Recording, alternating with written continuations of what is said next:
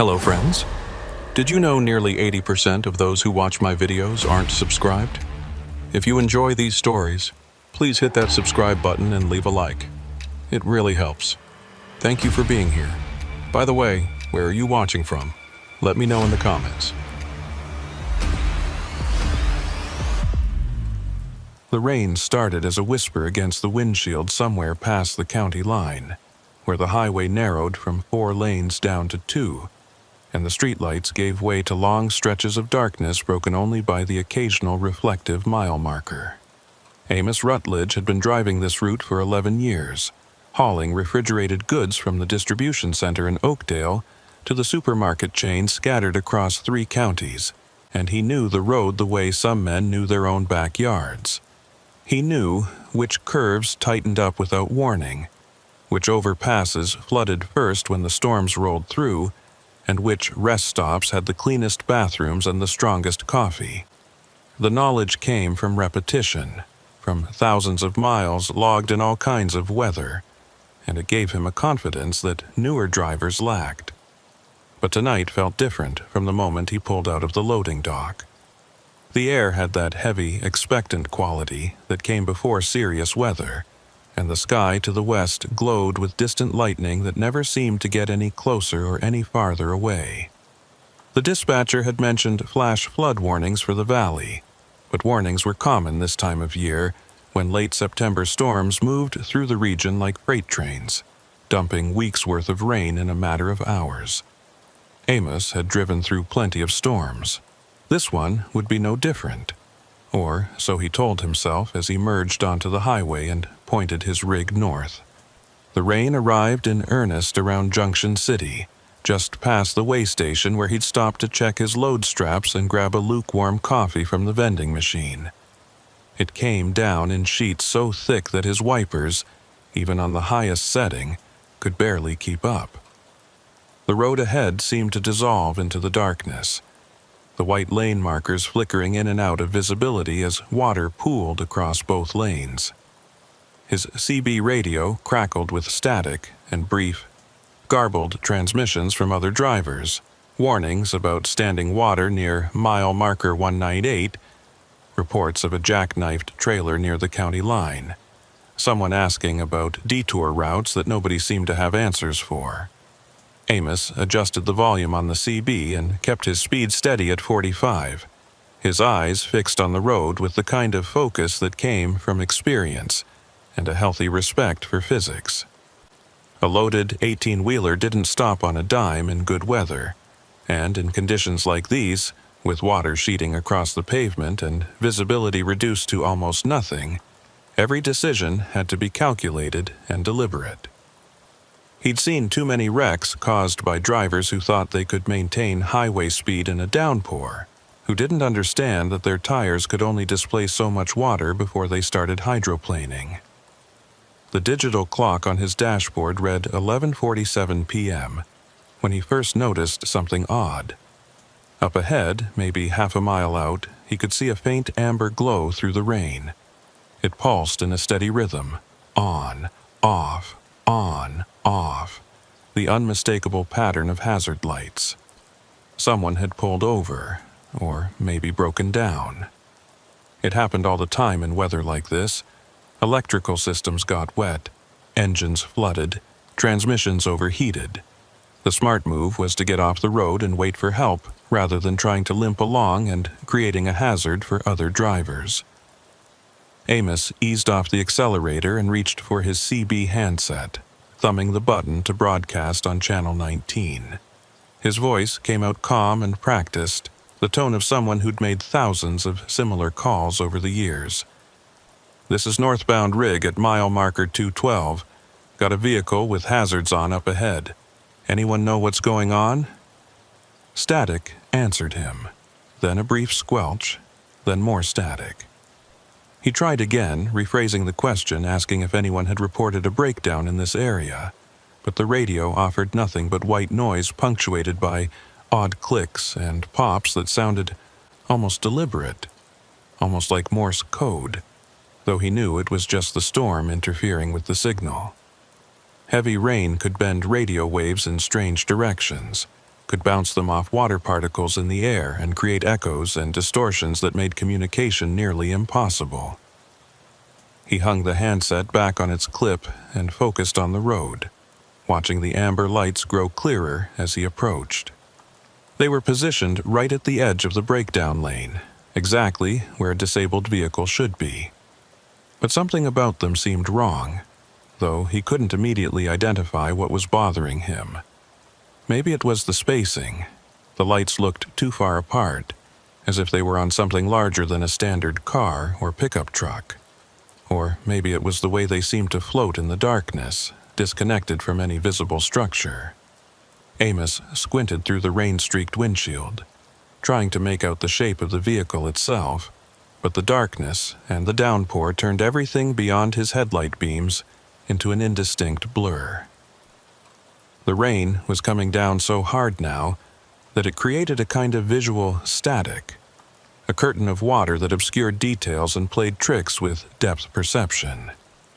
He'd learned long ago not to trust his eyes completely in conditions like these, when shadows could look like solid objects and reflections could masquerade as real things. He was less than 200 yards away when his high beams finally caught something solid, a dark shape on the shoulder, low to the ground. Not a car, not a truck, nothing he could immediately identify. The hazard lights blinked on again, and for just a moment, Amos thought he saw movement near them, a flicker of something pale against the wet asphalt. Then the lights went dark again, and when they came back on, the shape was gone. A cold knot formed in his stomach, the kind of instinctive unease that had kept him safe over 11 years of driving. He'd learned to trust that feeling, that subtle warning system that activated when something wasn't quite right. It had saved him from bad situations more times than he could count. Sketchy truck stops where he'd decided not to park. Rest areas that felt wrong, even though he couldn't explain why. Stretches of road where he'd slowed down moments before coming upon an accident. He slowed to 30, then 25, his hand hovering over the CB handset again. His headlights swept the shoulder as he approached the spot where the hazards had been, and in the brief second before he passed it, he saw the reflective marker post for mile marker 214. The number gleamed in his headlights, bright and official, exactly where it should be. The shoulder beyond it was empty. No vehicle, no debris, no signs of a breakdown or an accident. Just rain and darkness and wet pavement. Amos looked in his side mirror as he rolled past, and his breath caught in his throat. The hazard lights were still there, still flashing, but they were behind him now. He could see them clearly in the mirror, amber and insistent, pulsing in the rain exactly where he'd just driven past. They marked a spot where there was nothing, where his headlights had revealed only empty road and the reflective mile marker. He touched his brakes, considering whether to stop and investigate, but something, instinct maybe, or just common sense honed by years on the road, told him to keep moving. The lights in his mirror continued to flash, and he forced himself to look away, to focus on the road ahead. Whatever was happening back there, whatever he'd seen or thought he'd seen, wasn't worth stopping for. Not in this weather. Not in the middle of nowhere with no cell signal and no backup. The CB crackled to life without warning, making him flinch hard enough that the truck swerved slightly into the other lane before he corrected. A voice came through, distorted by static but clear enough to understand. All northbound traffic be advised. Standing water at mile marker 214. Repeat. Standing water at mile marker 214. Use caution. Amos grabbed the handset, his heart hammering now. This is northbound at 214. Road looks clear here. What's your 20? The voice came back, but this time it sounded different. Slower. The words stretched out in a way that made them seem almost inhuman. Standing water at mile marker 214. Use caution. I just passed 214, Amos said, keeping his tone patient even though anxiety was creeping up his spine. There's no standing water. You got a visual on this? Are you highway patrol? Static hissed through the speaker, and then the same message repeated, word for word, in the same slurred cadence. Standing water at mile marker 214. Use caution. Amos released the transmit button and stared at the radio. It had to be a recorded message, some kind of automated warning system the highway patrol used when the weather got bad. But he'd never heard anything like it on the CB before. Those warnings usually came through the AM stations or on the electronic highway signs, not over the trucker channels. And there was something about the voice itself that bothered him, something that didn't sound quite right, as if whoever was speaking had learned English phonetically without understanding the rhythm and flow of actual speech. He glanced in his side mirror again. The hazard lights were gone. The stretch of road behind him was dark and empty, just wet pavement reflecting his taillights and the rain falling in torrents. He looked ahead, scanning for any sign of the lights reappearing, but saw nothing except the rain and the faint glow of his headlights being swallowed by the storm. The highway curved gently to the left, following the contour of the valley, and Amos kept his speed down, watching for standing water that the voice on the radio had warned about. But the road remained passable, the water sheeting across it but not pooling deep enough to be dangerous. He'd driven through worse conditions than this, had navigated flooded intersections and submerged underpasses that had water halfway up his wheels. This was manageable. This was routine, except nothing about tonight felt routine anymore. The CB crackled again, and this time multiple voices came through, overlapping and distorted. Mile marker 214, hazards lights, standing water. Can anyone confirm? The transmissions were fragmentary, cutting in and out as if the speakers were moving in and out of range, and Amos couldn't tell if they were responding to each other or broadcasting independently. He tried to break in, tried to ask for clarification, but his own voice was drowned out by the static and the competing transmissions. Then, as suddenly as it had started, the radio went silent. Not just quiet, but completely dead, as if someone had unplugged it. The static cut off mid-burst, leaving only the sound of rain hammering on the roof of the cab and the steady rhythm of the wipers scraping across the windshield. Amos toggled the volume knob, checked the power connection, even switched channels, but nothing worked. The radio was completely unresponsive. He was about to reach for his cell phone when the headlights of another vehicle appeared in his rearview mirror. Relief flooded through him. At least he wasn't alone out here. Another driver, probably as confused and anxious as he was, probably trying to make sense of the same weird warnings and the same phantom hazard lights.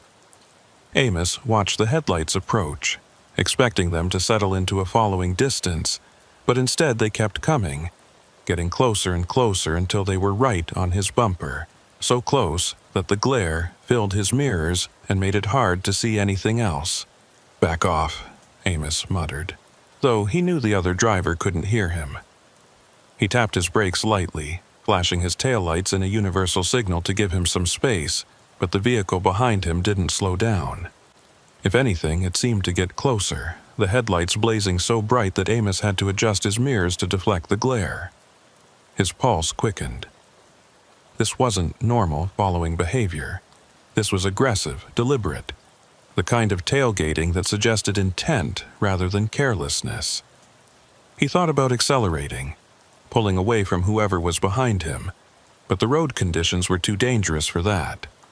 One wrong move, one patch of standing water hit at the wrong angle, and his truck could jackknife or hydroplane off the road entirely.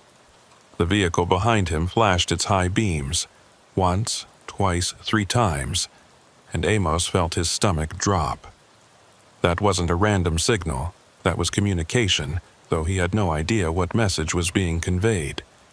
He reached for his CB handset again, hoping the radio had come back online, but it remained stubbornly silent. The headlights dropped back suddenly, creating distance between his truck and the vehicle behind him. and Amos exhaled a breath he hadn't realized he'd been holding. Maybe it had just been a confused driver, someone who'd gotten too close without realizing it. Maybe. The amber hazard lights appeared again, this time directly in front of him, maybe 50 yards ahead. They materialized out of the rain and darkness as if they'd been there all along, just waiting for him to catch up. Amos's hands tightened on the wheel, and he felt sweat break out on his forehead despite the cool air from the vents. This wasn't possible. He'd passed mile marker 214 several minutes ago. He'd been driving steadily north, maintaining his speed, following the highway as it curved through the valley. There was no way those lights could be in front of him again unless they weren't tied to a specific location, unless they were moving, or unless distance and direction had stopped meaning what they should mean. The lights pulsed in their steady rhythm, and as Amos drew closer, he could see them more clearly now. They definitely weren't attached to any vehicle he could see. They hung in the air at roughly the height where taillights should be, but there was nothing beneath them, no chassis, no wheels, no solid structure. Just the lights themselves, amber and insistent, marking nothing and warning of nothing. He was almost parallel with them when he noticed the water. It appeared suddenly, spreading across both lanes in a sheet that caught his headlights and reflected them back like a mirror.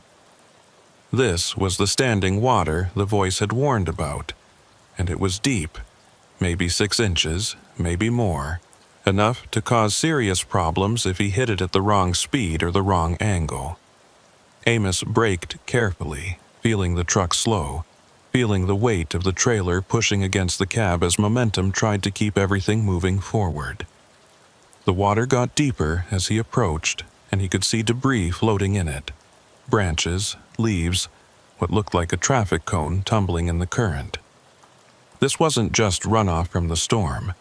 This was water that had been accumulating, that had overwhelmed the drainage systems and turned the highway into a temporary river. The hazard lights continued to pulse, and now Amos understood what they were marking. Not a vehicle, not an accident, but the water itself, the hazard that stretched across the road.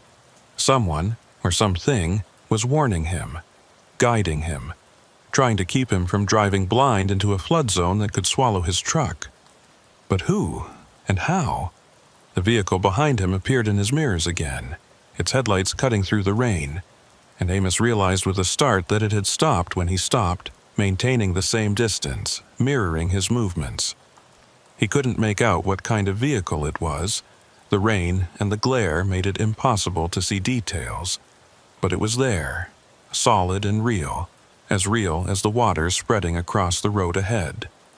Amos put his truck in neutral and set the parking brake, his mind racing through options. He could try to push through the water, trusting his weight and his four-wheel drive to carry him across. But if the water was deeper than it looked, if there was a washout beneath the surface, or if the current was strong enough, he could end up stalled in the middle of the flood with water rising around his cab and no way to call for help.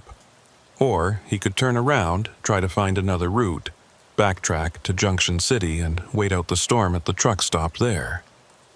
But the vehicle behind him blocked that option. He couldn't turn a 53-foot rig around on a 2-lane highway without space, and whoever was behind him wasn't giving him room to maneuver. The hazard lights blinked off, stayed dark for 3 full seconds, then blinked back on. Then they went dark again, and when they returned, they'd moved.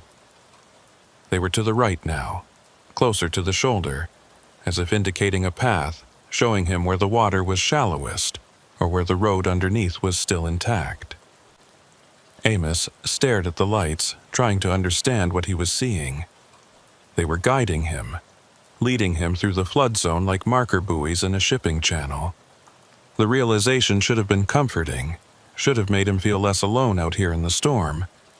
But instead, it filled him with a creeping dread that he couldn't quite articulate. Because hazard lights didn't move on their own. They didn't think or respond to changing conditions. They were passive warnings attached to broken-down vehicles, not intelligent guides that adapted to circumstances. Whatever he was seeing, whatever was out there in the rain and the darkness, it wasn't following any rules that he understood. The CB radio suddenly came back to life with a burst of static that made him jump. A voice emerged from the noise, not the slow, distorted voice from before, but something clearer, more human. "Northbound traffic at 214, do you copy? This is Highway Patrol, do you copy?" Amos grabbed the handset so fast he nearly dropped it. "This is northbound at 214, I copy. I've got standing water across both lanes and I don't know if I can get through." "Negative," the voice came back, crisp and professional. "Do not attempt to cross. We've got water over the road from mile marker 213 to 216. We're closing this section. You need to turn around and—" The transmission cut off abruptly, replaced by the slow, inhuman voice from before. "Standing water at mile marker 214. Use caution. Proceed with caution. Use extreme caution." The words repeated, looping over each other, and Amos realized that there were multiple voices now, all saying the same thing but slightly out of sync, creating a discordant chorus that made his skin crawl. He released the transmit button and set the handset down, his hands shaking. The headlights behind him flashed again, 3 times, then twice, then 3 times more, a pattern, a code. Someone trying to communicate something specific, though Amos had no idea what message they were trying to convey.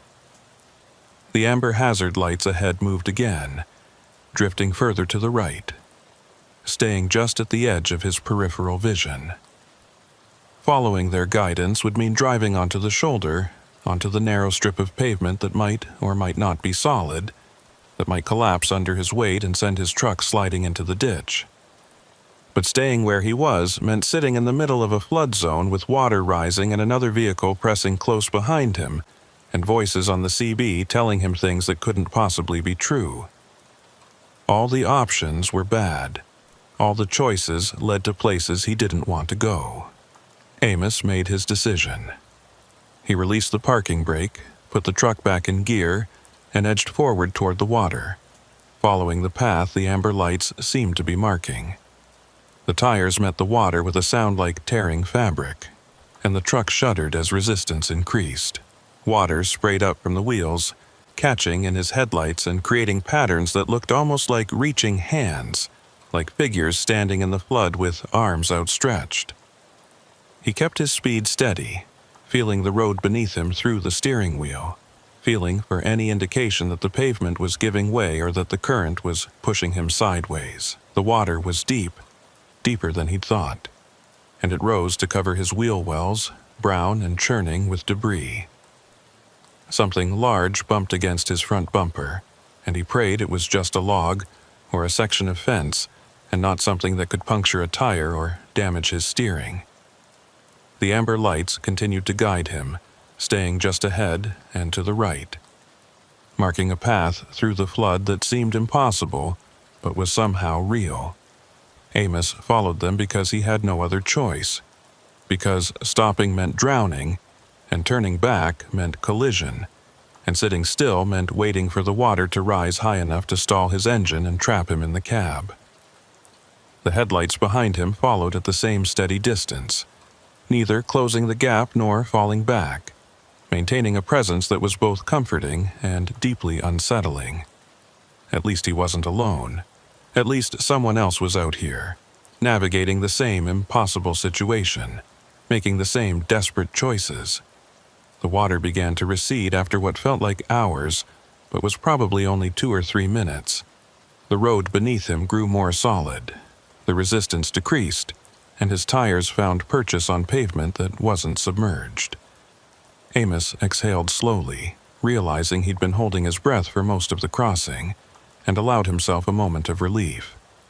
But only a moment, because as his truck emerged from the flood zone, as the water level dropped back to something manageable, the amber hazard lights ahead went dark one final time, and didn't return. They vanished as completely as if they'd never existed, leaving only the rain and the darkness and the uncertain road ahead. And when Amos checked his rearview mirror, the headlights that had been following him were gone too. The road behind him was empty, just wet pavement and falling rain and nothing else. No other vehicle. No proof that anyone had been there at all except the lingering sense of a presence, the feeling of being watched and guided by something he couldn't see or understand. Amos drove for another 20 minutes before his hands stopped shaking enough to trust himself with the CB handset again. The rain had lessened slightly, dropping from a torrential downpour to merely heavy, and visibility had improved just enough that he could make out the road markings without straining. The flood zone was behind him now, somewhere back in the darkness with those impossible amber lights and the phantom vehicle that had followed him through the water. Every instinct told him to keep driving, to put as much distance as possible between himself and mile marker 214, but he needed to know if what he'd experienced was real, or if exhaustion and stress had finally caught up with him in the worst possible way. He keyed the microphone and kept his voice steady, professional, the tone of a driver reporting routine road conditions rather than something that defied explanation. "This is northbound rig, just cleared the flood zone at mile marker 214. Roads are passable but use extreme caution. Water was approximately 6 to 8 inches deep across both lanes. Any highway patrol monitoring, be advised that section needs barricades." Static answered him for several long seconds, and Amos was about to try again when a different voice came through, older and gravelly, with the flat vowels of someone who'd spent their whole life in this part of the state. "Copy that, northbound. This is Lyle Pennington, Highway Patrol. You said you just came through the 214 zone?" "Affirmative," Amos replied, relief flooding through him at hearing an official response. "Crossed it maybe 20 minutes ago. Had standing water, but I made it through. You'll want to get some barriers up before someone less experienced tries it and gets stuck." There was a pause, long enough that Amos thought he'd lost the connection, before Lyle came back on.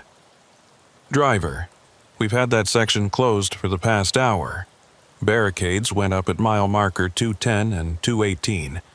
Nobody should have been able to reach the flood zone. Where exactly did you enter the highway?" Amos felt cold settle in his gut. "Junction City, way station. Came through around 11 o'clock. There were no barricades when I passed 210. Road was open." Another pause, this one even longer. When Lyle's voice returned, it carried an edge of concern that hadn't been there before. "Driver, I need you to pull over at the next safe location and wait for me. Don't go any further north. Do you copy?" "Copy," Amos said, though confusion was quickly morphing into unease. "There's a rest area coming up in about 5 miles. I'll wait there." "Negative on the rest area," Lyle said quickly. "That facility's been closed for maintenance since last Tuesday. Keep going to the truck stop at mile marker 237. I'll meet you there in 40 minutes. Amos acknowledged and hung up the handset, his mind racing. The rest area was closed? He'd driven past it 2 weeks ago, and it had been open, busy with travelers and truckers taking advantage of the clean facilities and well-lit parking. But if Lyle said it was closed, then something had changed. Just like something had changed about the barricades that should have been up but apparently weren't. At least not when Amos had driven through. The miles crawled by, each one feeling longer than the last. The rain continued its steady assault, and Amos found himself checking his mirrors obsessively, searching for those headlights that had followed him through the flood. But the road behind him remained empty, just darkness and rain and the occasional reflective marker post catching his taillights. He passed mile marker 220, then 225, watching the numbers climb and trying to ignore the growing sense that something fundamental had shifted. that the road he was traveling wasn't quite the same road he'd been on an hour ago. Mile marker 230 appeared and vanished, and Amos noticed something odd about the landscape. The trees that should have been dense and close to the road seemed sparser, more spread out, as if he'd somehow jumped forward several miles without noticing. The terrain looked wrong, too. Less hilly, more open, like he'd crossed into a different climate zone entirely. He checked his GPS, but the screen showed nothing but a blank map with a blinking cursor that refused to lock onto his position. The truck stop materialized out of the rain at mile marker 237, exactly where Lyle had said it would be, and Amos had never been so relieved to see electric lights and other vehicles. He pulled into the lot and counted at least a dozen other trucks, their running lights creating small islands of amber and red in the darkness. The main building glowed with fluorescent warmth, promising coffee and food and human contact. All the mundane comforts that suddenly seemed precious after the isolation of the past hour. Amos parked and killed his engine, but he didn't get out immediately. Instead, he sat in the quiet cab and tried to organize his thoughts into something coherent, something that would make sense when he had to explain it to highway patrol. He'd seen lights that weren't attached to anything. He'd driven through a flood zone that was supposed to be barricaded. He'd been followed by a vehicle that disappeared without explanation. None of it sounded reasonable when laid out in sequence, and he had no evidence beyond his own testimony and the wet clothes in his hamper that smelled of floodwater. A tap on his window made him jump hard enough to hit his head on the cab's ceiling. A man stood outside, middle-aged and weathered, wearing a highway patrol rain slicker that glistened with water. Lyle Pennington, presumably. Amos rolled down his window and was immediately hit with a blast of cool, rain-scented air. "You Rutledge?" the officer asked, and Amos nodded. "Come on inside. We need to talk, and I'd rather do it over coffee than standing in this mess." They sat in a booth near the back of the truck stop's diner, away from the handful of other drivers who were scattered throughout the space. Lyle had brought a record driver with him, a woman with dark hair pulled back in a practical ponytail who introduced herself as Tansy McCoy. She ordered coffee and sat quiet, listening, while Lyle pulled out a worn notebook and flipped to a fresh page. "Start from the beginning," Lyle said, wrapping his hands around a mug of coffee that looked like it had been sitting on the warmer too long. "Tell me everything that happened from the moment you entered the highway." Amos did, keeping his voice level and his account as factual as possible.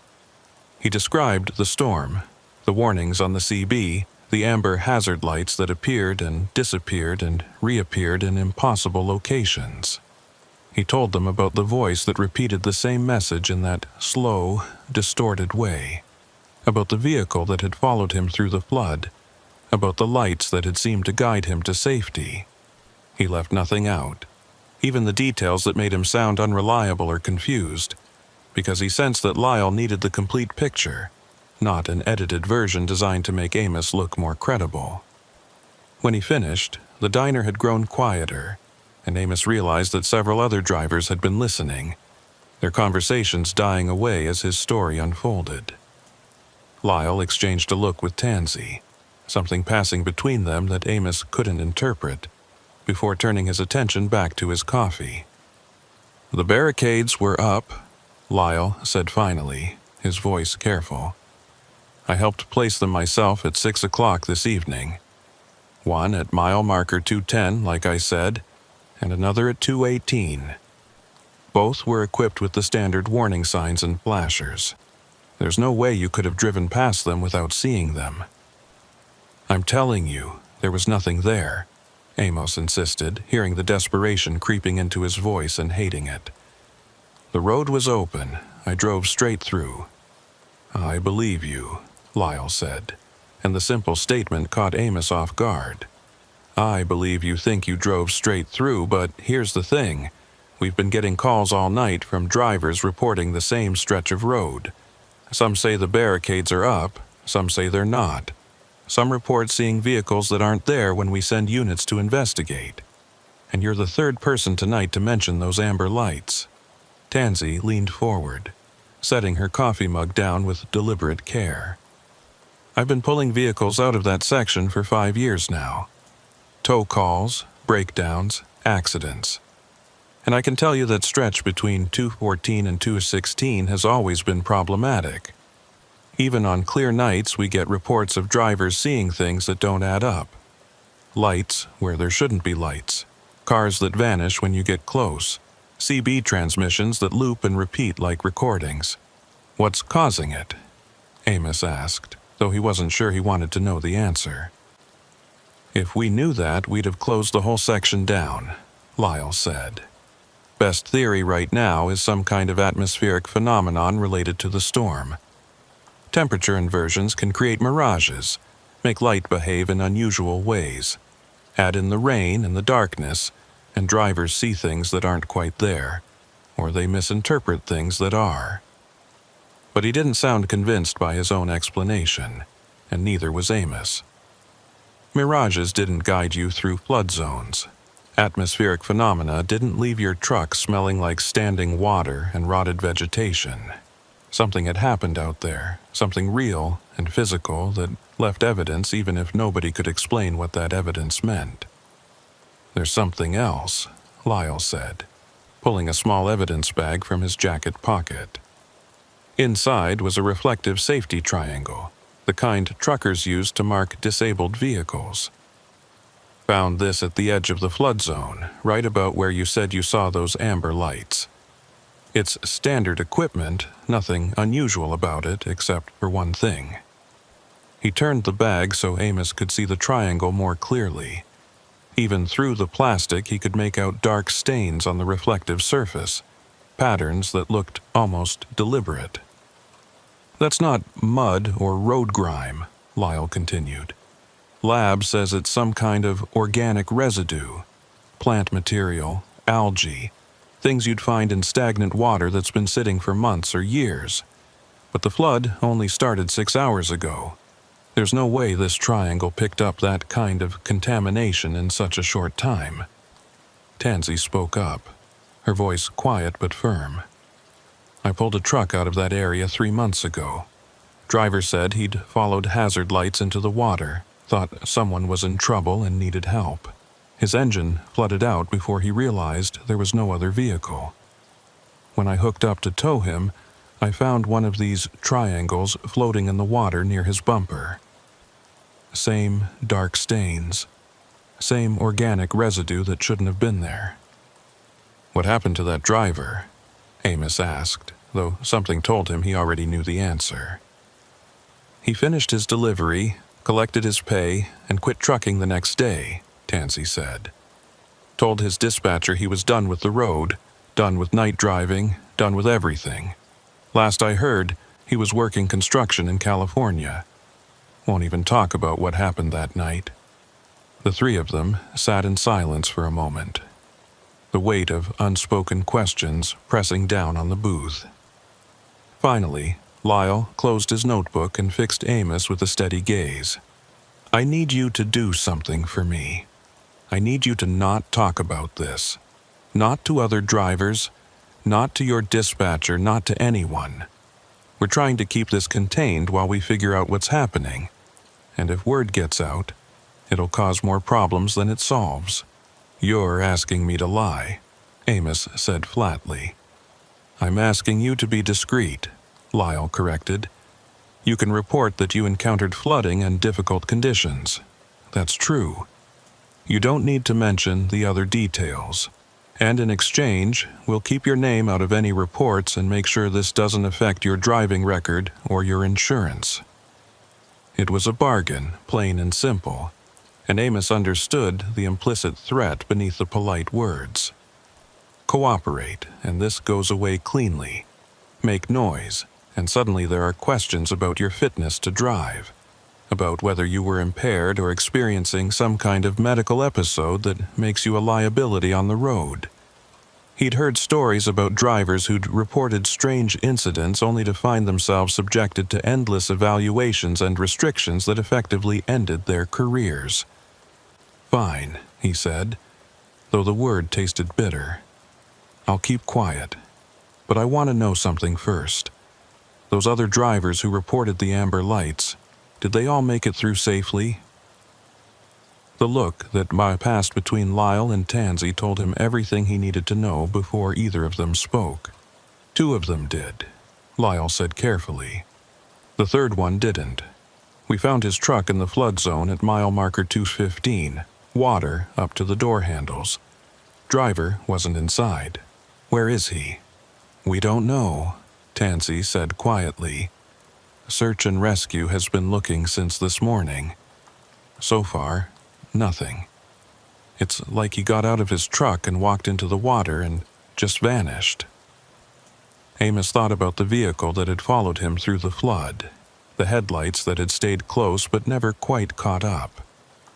He thought about how those lights had disappeared right after he'd cleared the water, vanishing as completely as if they'd been switched off, and he wondered, with a cold certainty that settled deep in his bones, whether that missing driver had been the one following him, whether what he'd seen had been a vehicle at all or something else entirely, something that used the shape of familiar things to navigate a world it didn't belong in. "I want to see where you found the truck," he said suddenly. "I want to see the exact location." Lyle shook his head. "Can't do that. Scene's still under investigation, and besides, there's nothing to see. Just a truck in water. Trust me, you don't need that image in your head." But Amos did need it.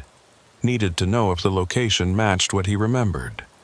Needed some kind of confirmation that what he'd experienced connected to something objective and verifiable. Was it on the right side of the road or the left? "Right side," Tansy said after a moment's hesitation. "Partially on the shoulder, like the driver was trying to get out of the main lane. I was the one who towed it out this afternoon. Engine was cold, battery dead from trying to restart after it flooded. Personal belongings still in the cab, wallet, phone, everything except the driver." "And were there any other vehicles nearby, any signs of another truck or car?" "Why?" Lyle asked, his eyes narrowing slightly.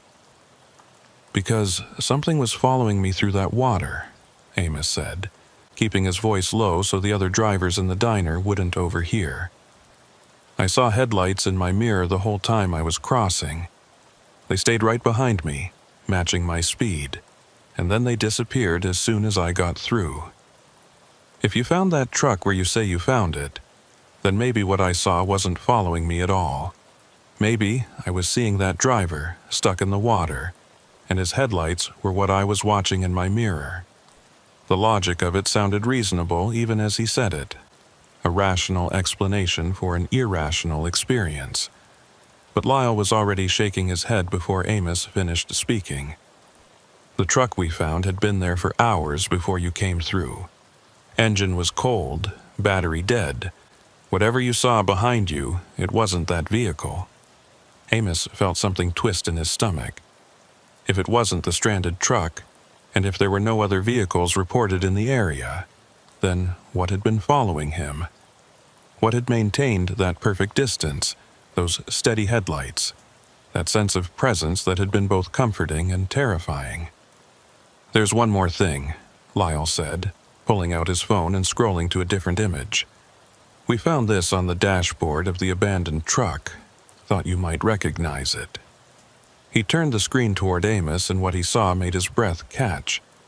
It was a photograph, slightly blurred but clear enough to make out the details. It showed a pair of amber hazard lights floating in darkness, disconnected from any visible vehicle, pulsing in that familiar rhythm. The timestamp on the image was from earlier that evening, roughly an hour before Amos had entered the flood zone. "The driver took that picture," Tansy explained, her voice subdued. "It was the last thing on his phone. No messages after that, no calls, nothing. Just that one image and then silence." Amos stared at the photograph. at those impossible lights that he'd followed through the water, that had guided him to safety, even as they'd apparently led someone else to their disappearance.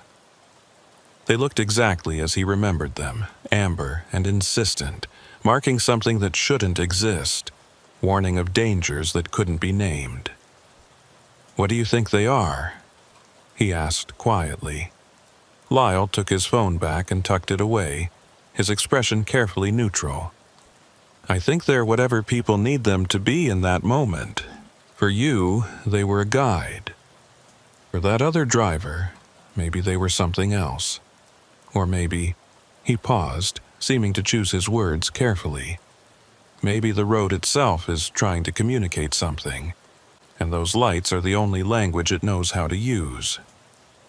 It was the closest thing to an admission of the supernatural that Amos was likely to get from a highway patrol officer, and it was somehow more disturbing than any ghost story or urban legend.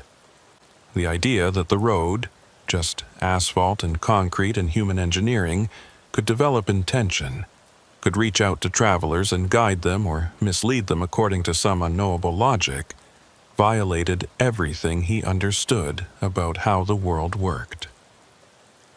"Can I go?" he asked, suddenly desperate to be away from this conversation, away from the implications of what he'd experienced. "I need to make my delivery, and I'm already behind schedule." Lyle nodded slowly. "Take the alternate route through Cooper's Pass. It's longer, but it's safer, at least until we figure out what's happening with that stretch of road. And remember what we talked about." "I know," Amos interrupted. "Don't talk about it. Be discreet. Keep my head down and pretend tonight was just bad weather and nothing more." Tansy walked him out to the parking lot, and as they stood beside his truck in the pre-dawn drizzle, she pulled a business card from her pocket and pressed it into his hand. "If you ever need to talk about this with someone who'll believe you, call me, day or night. Sometimes the weight of keeping quiet is worse than the thing you're keeping quiet about." Amos pocketed the card and climbed into his cab, watching Tansy walk back to the diner, her figure disappearing into the warm glow of the building. He sat there for several long minutes before starting the engine, trying to process everything he'd learned and everything he still didn't understand. The missing driver's face haunted him as he pulled out of the truck stop and headed toward the alternate route. He wondered if that driver had seen the same things, felt the same confusion and fear. He wondered if the lights had seemed like salvation right up until the moment they weren't, until they revealed themselves as something else entirely, something that took rather than guided. And he wondered, most troubling of all, whether he'd truly made it through the flood zone at all, or whether he was still there, still following those amber lights through rising water, still believing he was headed toward safety, while the road led him somewhere else entirely. 3 days passed before Amos worked up the nerve to call Tansy McCoy. He'd completed his delivery, picked up a return load, and driven back to Oakdale through the alternate route without incident. The whole trip felt surreal in retrospect, like something that had happened to someone else, and he'd almost convinced himself that the storm and the exhaustion had combined to create false memories, that what he'd experienced at mile marker 214 was nothing more than fatigue-induced hallucination dressed up in the trappings of genuine mystery. Almost convinced himself, but not quite, because every time he closed his eyes to sleep, he saw those amber lights pulsing in the darkness. Every time he heard static on the CB, his stomach clenched with the memory of that distorted voice repeating its warning. And every time he passed a flooded section of highway, he found himself checking his mirrors obsessively, searching for headlights that followed too close and disappeared too suddenly. He was sitting in his truck at a rest area outside Eugene, trying to force down a microwaved burrito that tasted like cardboard, when he finally pulled out the business card Tansy had given him. The cardstock was thick and professional, embossed with the logo of a towing company he'd never heard of. Her cell number was printed in neat block letters beneath her name, and someone, probably Tansy herself, had added a handwritten note in the margin. Serious calls only. I mean it." Amos stared at the card for another 5 minutes before dialing.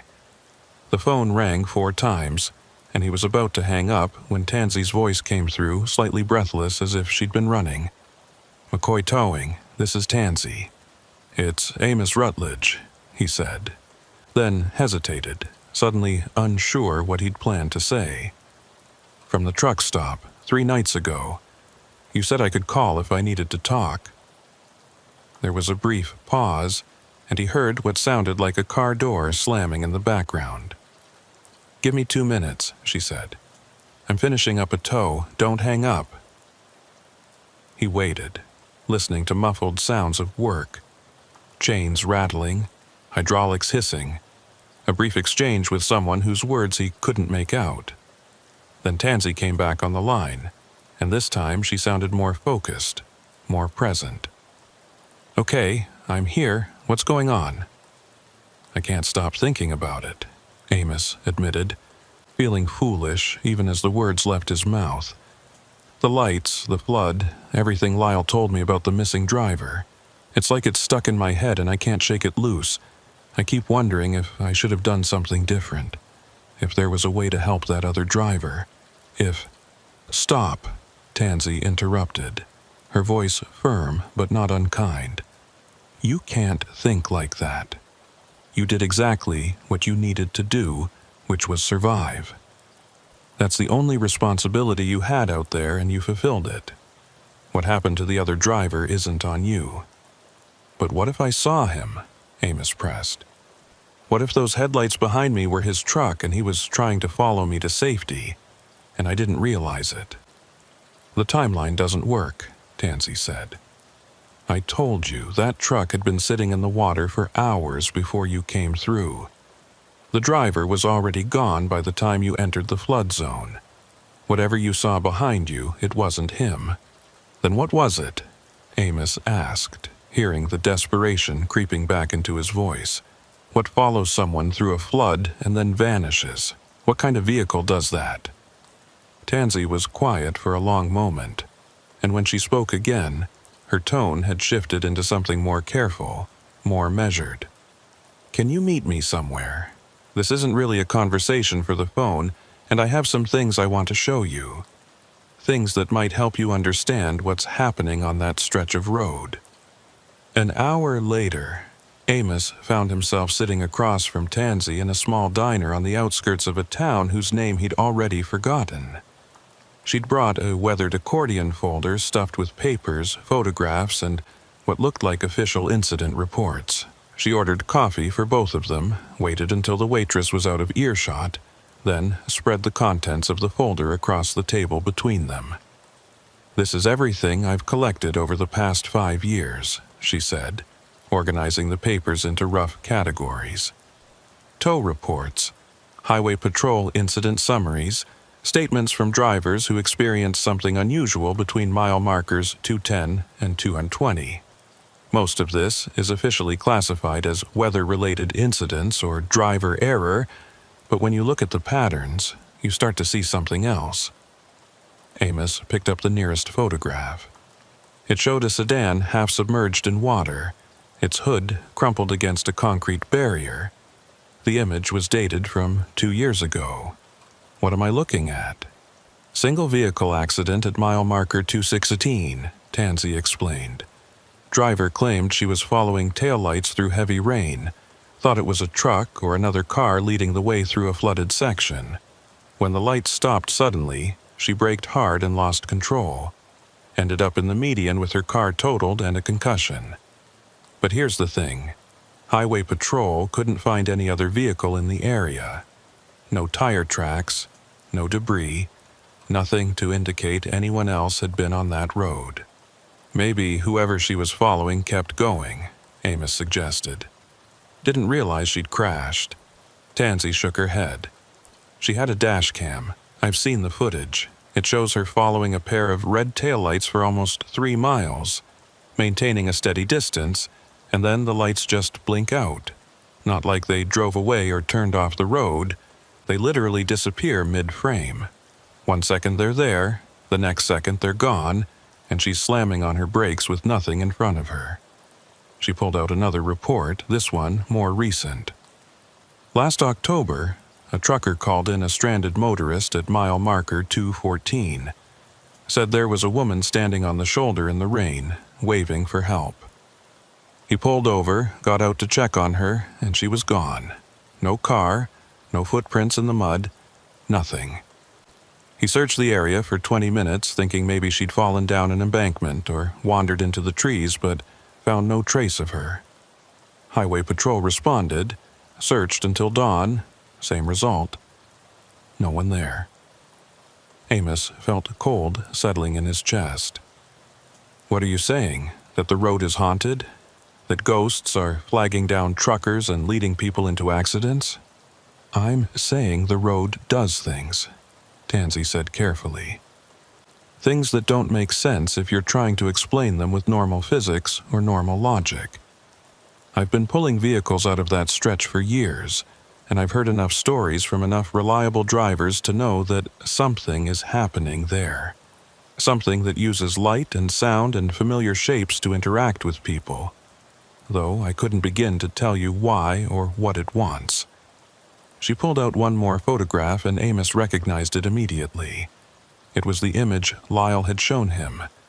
The amber hazard lights floating in darkness, disconnected from any visible source. But this version was clearer, higher resolution, and he could see details he'd missed before. The lights weren't quite symmetrical, and they seemed to pulse with a rhythm that was almost organic, like breathing or a heartbeat. The missing driver took this, Tansy said. But he's not the first person to photograph those lights. I've collected 7 similar images over the past 3 years, all from different drivers, all taken in roughly the same location. The lights always look the same. Same color, same spacing, same pulsing pattern. Like they're always there, waiting, and they only become visible under certain conditions. What conditions? Amos asked. That's what I've been trying to figure out, Tansy admitted. At first I thought it was just weather-related, heavy rain, fog, reduced visibility.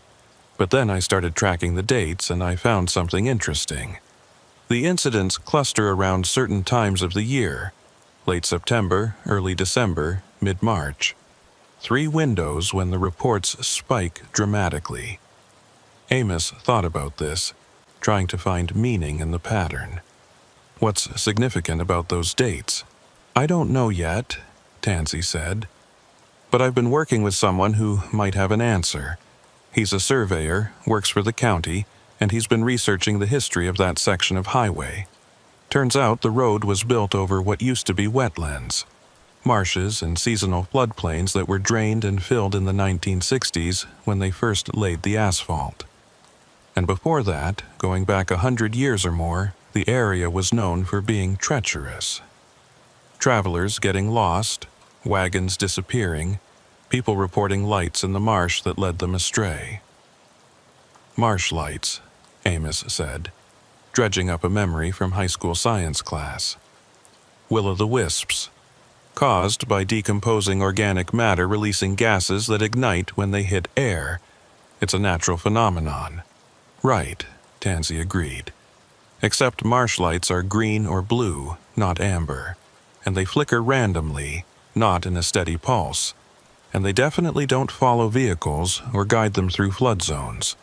Whatever these lights are, they're not just swamp gas.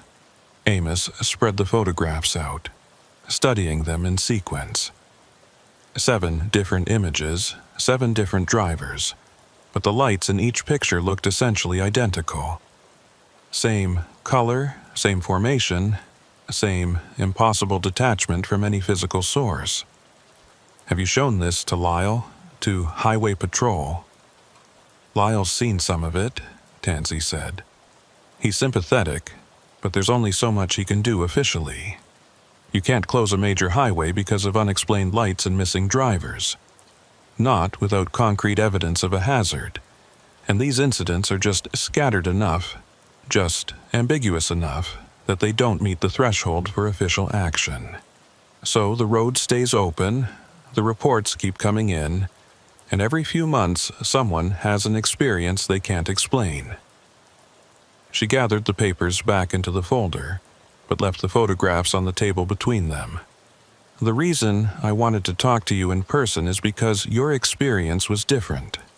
Most drivers see the lights and avoid them, or they follow them and end up in trouble. But you followed them and made it through safely. That's unusual. That suggests the lights were actively helping you rather than trying to mislead you. Why would they do that? Amos asked. What makes me different from the driver who disappeared? That's what I'm trying to figure out, Tansy said. I've been going through the reports, looking for patterns in who gets helped and who gets hurt. So far, I haven't found anything conclusive, but there are hints. Drivers who stay calm seem to fare better than drivers who panic. People who trust their instincts, who pay attention to what the lights are actually showing them rather than just blindly following, they tend to come through okay.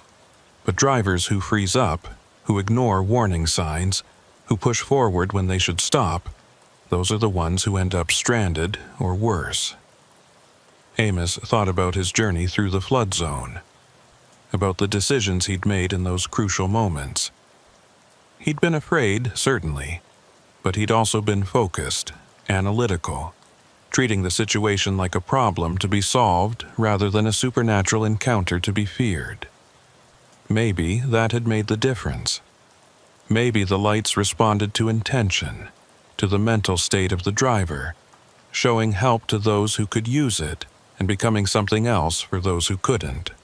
Or maybe he was just rationalizing, trying to impose order on chaos, looking for meaning in a series of random events that happened to align in his favor. There was no way to know, no experiment he could run to test the hypothesis.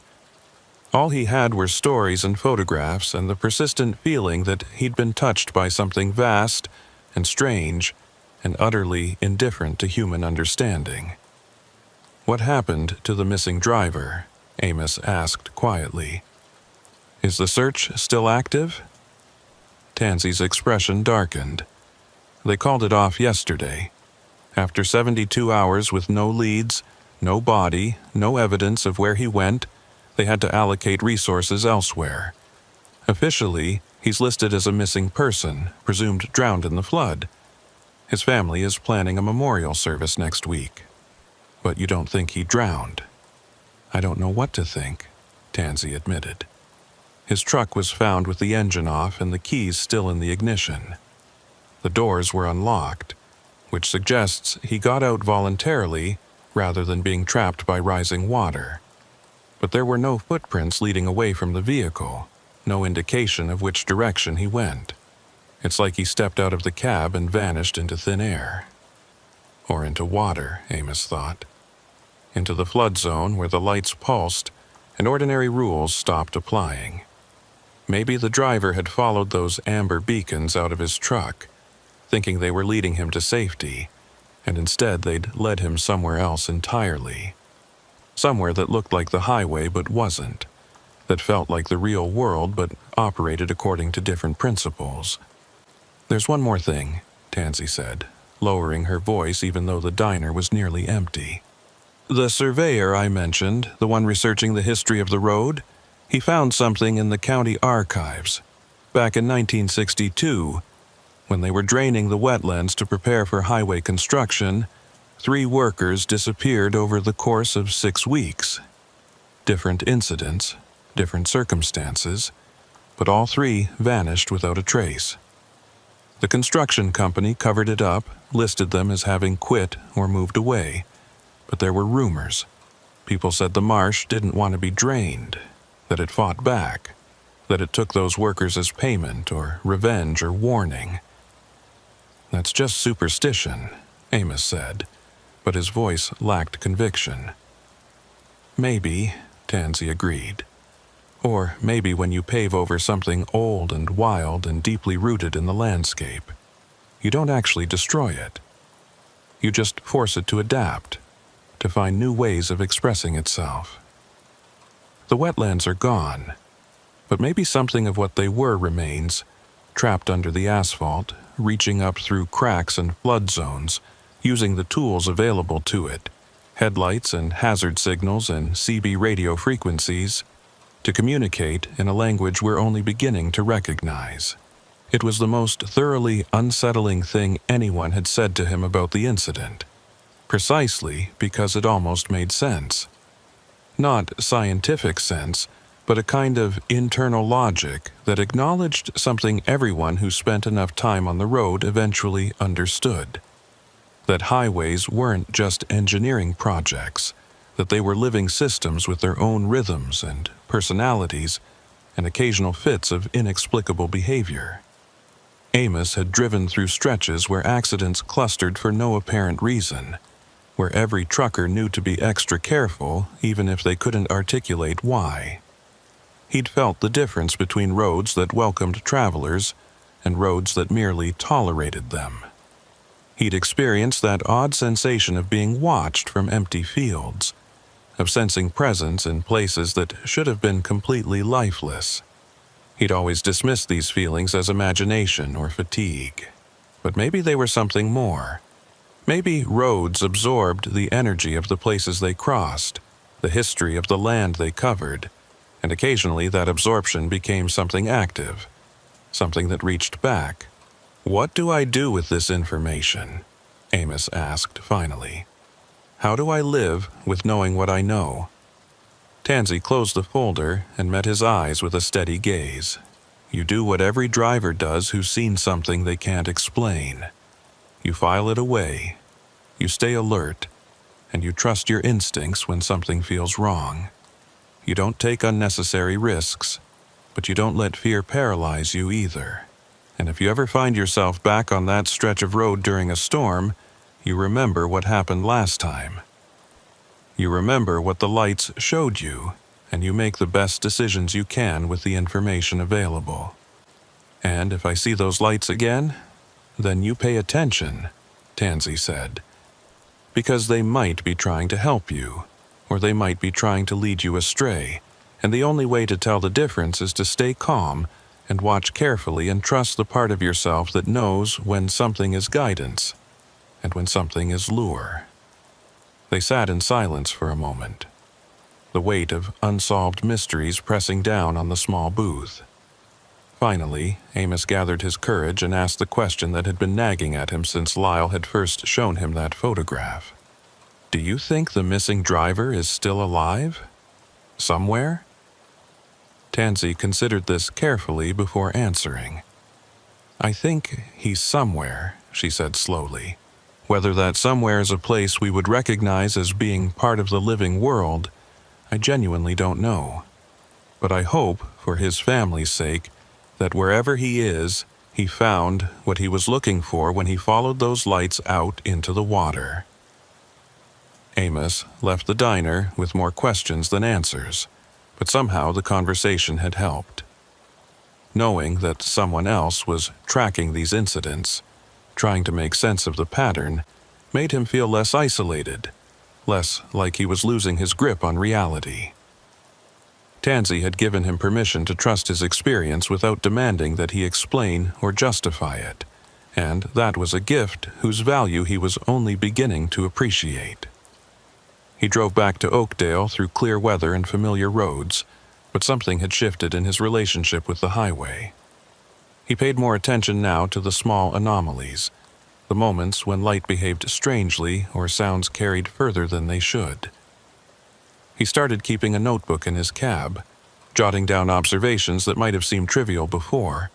Unusual CB transmissions, lights in unexpected places, stretches of road that felt different somehow. Most of it was probably meaningless, just the normal chaos of weather and traffic and human activity. But every so often he caught something that made him pause, made him wonder if the road was speaking a language he was only beginning to learn how to hear. And he thought about the missing driver, about whether that man had heard the same language and simply misunderstood what it was trying to say.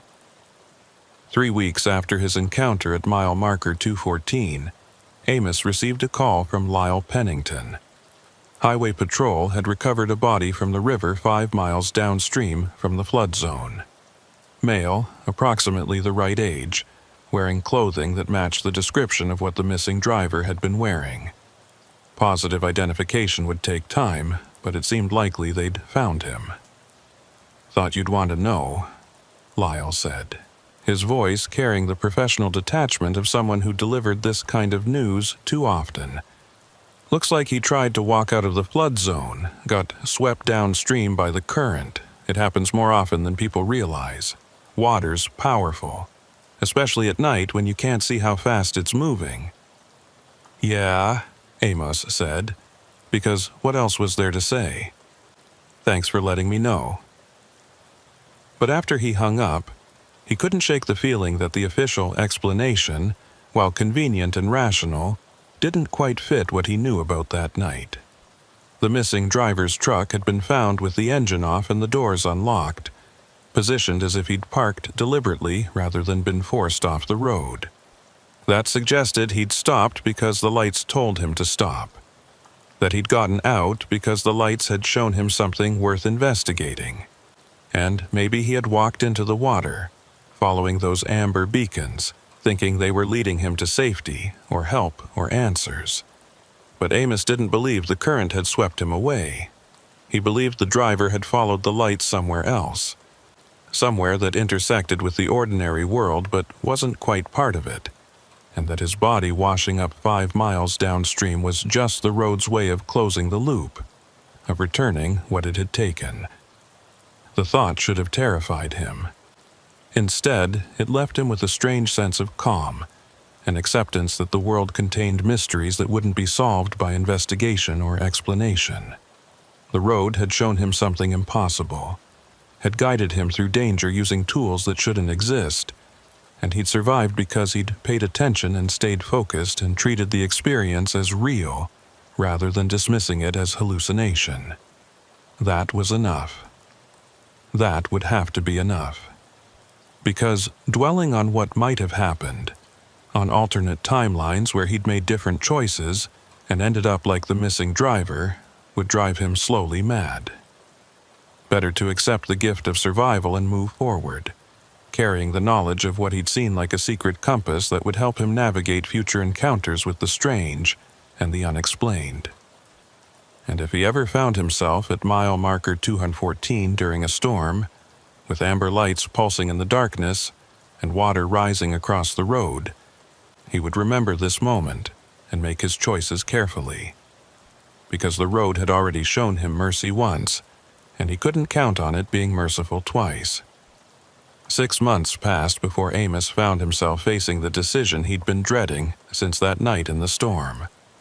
His dispatcher called on a Tuesday afternoon with a rush delivery, refrigerated pharmaceuticals that needed to reach a hospital in the Northern Valley by morning. The route was simple, direct, and unavoidable. Highway 38, straight through the section that included mile marker 214. "Can you take it?" the dispatcher asked, oblivious to the tension that had crept into Amos's silence. "I know it's short notice, but the regular driver called in sick, and you're the only one in position to make the timeline work." Amos sat in his truck at a rest area 40 miles south of Junction City, watching clouds build on the western horizon. The weather forecast predicted rain, heavy at times, with flash flood warnings for the valley. Everything about the setup felt like a repetition, like the universe was offering him a chance to face the same test again, to see if he'd learned anything from his previous encounter, or if he'd make different choices this time. "Yeah," he heard himself say, "I'll take it." He spent the next hour preparing in ways that had nothing to do with checking his load or verifying his route. He tested his CB radio repeatedly, making sure it was functioning properly and tuned to the right frequencies. He charged his cell phone to full capacity and downloaded offline maps of the entire region in case his GPS failed again. He checked his emergency supplies, flashlight with fresh batteries, reflective triangles, first aid kit, enough water and non-perishable food to last several days if he got stranded. Most importantly, he called Tansy McCoy and told her his route. She didn't try to talk him out of it, didn't offer warnings or advice. She just listened, then said, "I'll keep my radio on tonight. Channel 19, if you need anything at all, you call out and I'll hear you. I'll be working in the area anyway, so response time would be under 20 minutes. "You're working the same stretch?" Amos asked, hearing the concern in his own voice. "Someone has to," Tansy said simply. "And I'd rather it be someone who knows what they're looking for." He merged onto Highway 38 just as the sun was setting, painting the clouds in shades of copper and rust that reminded him uncomfortably of those amber hazard lights. The rain started almost immediately, a light drizzle that gradually intensified as he drove north, as the miles brought him closer to the section he'd been avoiding for half a year. Other trucks shared the highway with him, their running lights creating brief moments of companionship before they exited or fell behind, leaving him alone with the rain and the growing darkness. Mile marker 200 passed, then 205, then 210. Each number felt significant, a countdown to something he couldn't quite name. The barricades Lyle had mentioned were visible this time, bright orange barriers positioned on the shoulder with flashers that pulsed in regular intervals. But the road itself remained open, the water across the pavement no deeper than usual for this kind of rain, and Amos continued forward because his load needed to reach its destination, and because turning back now would feel like cowardice. Mile marker 214 appeared in his headlights at exactly 11:34 p.m., and Amos felt his breath catch despite his determination to stay calm. The road looked ordinary. Wet pavement, white lane markers, reflective signs indicating curves ahead. No amber lights, no phantom vehicles, no distorted voices on the CB, just a normal stretch of highway in the rain, indistinguishable from thousands of other miles he'd driven over the years. He should have felt relieved. Instead, the normalcy felt wrong somehow, like a held breath, like the moment before a storm breaks when the air goes still and heavy with anticipation. He drove past the marker, watching his odometer tick forward, waiting for something to happen. But the road continued unchanged, and after another mile, he started to wonder if he'd built the whole experience up in his mind. If 6 months of dwelling on it had transformed a harrowing but ultimately explainable encounter into something supernatural and significant. Then his CB radio crackled to life. Not with the distorted voice from before, but with something different. A woman's voice, clear and calm, with an accent he couldn't quite place. "Northbound traffic approaching mile marker 216, be advised. Vehicle stopped on the shoulder with hazards on. Driver appears to need assistance." Amos grabbed his handset immediately. "This is northbound at 216. I don't see any vehicle. Can you confirm the location?" Static answered him. Then the same voice repeated the message word for word, in exactly the same tone, like a recording. "Northbound traffic approaching mile marker 216, be advised. Vehicle stopped on the shoulder with hazards on. Driver appears to need assistance."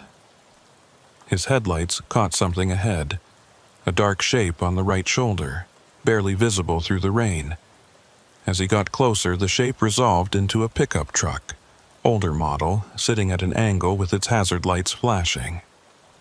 A figure stood beside it, illuminated intermittently by the amber pulses, waving one arm in what looked like a signal for help. Every instinct Amos had developed over 11 years of driving screamed at him to keep going. The setup was too familiar, too similar to the scenarios Tansy had described from her reports. But pharmaceutical deliveries meant nothing if he drove past someone who genuinely needed help, if he let fear of the inexplicable turn him into someone who ignored basic human decency. He slowed, pulling onto the shoulder about 30 feet behind the pickup, and set his air brakes. The rain hammered against his windshield as he studied the scene, looking for details that would tell him whether this was real or another manifestation of whatever haunted this stretch of road. The pickup looked solid enough. Mud on the tires, a dent in the rear quarter panel, a faded bumper sticker that he couldn't quite read. The figure beside it was wearing a rain jacket, hood pulled up against the weather, and continued waving, more urgently now. Amos picked up his CB handset and tried a different approach. "Tansy, you monitoring?" Her response came back immediately, clear and welcome. "I copy, Amos. What's your 20? Mile marker 216, northbound shoulder. Got a pickup with hazards and someone flagging for help. Does this match any active service calls?" A pause, during which Amos watched the figure approach his truck, moving through the rain with purpose. "Negative," Tansy said finally. "No calls for that location. No other reports of disabled vehicles. You want me to head your way?" "Stand by," Amos said, setting down the handset and rolling down his window as the figure reached his door. The rain immediately soaked his left sleeve, cold water running down his arm. But he needed to hear the person's voice, needed to assess whether they were real or something else.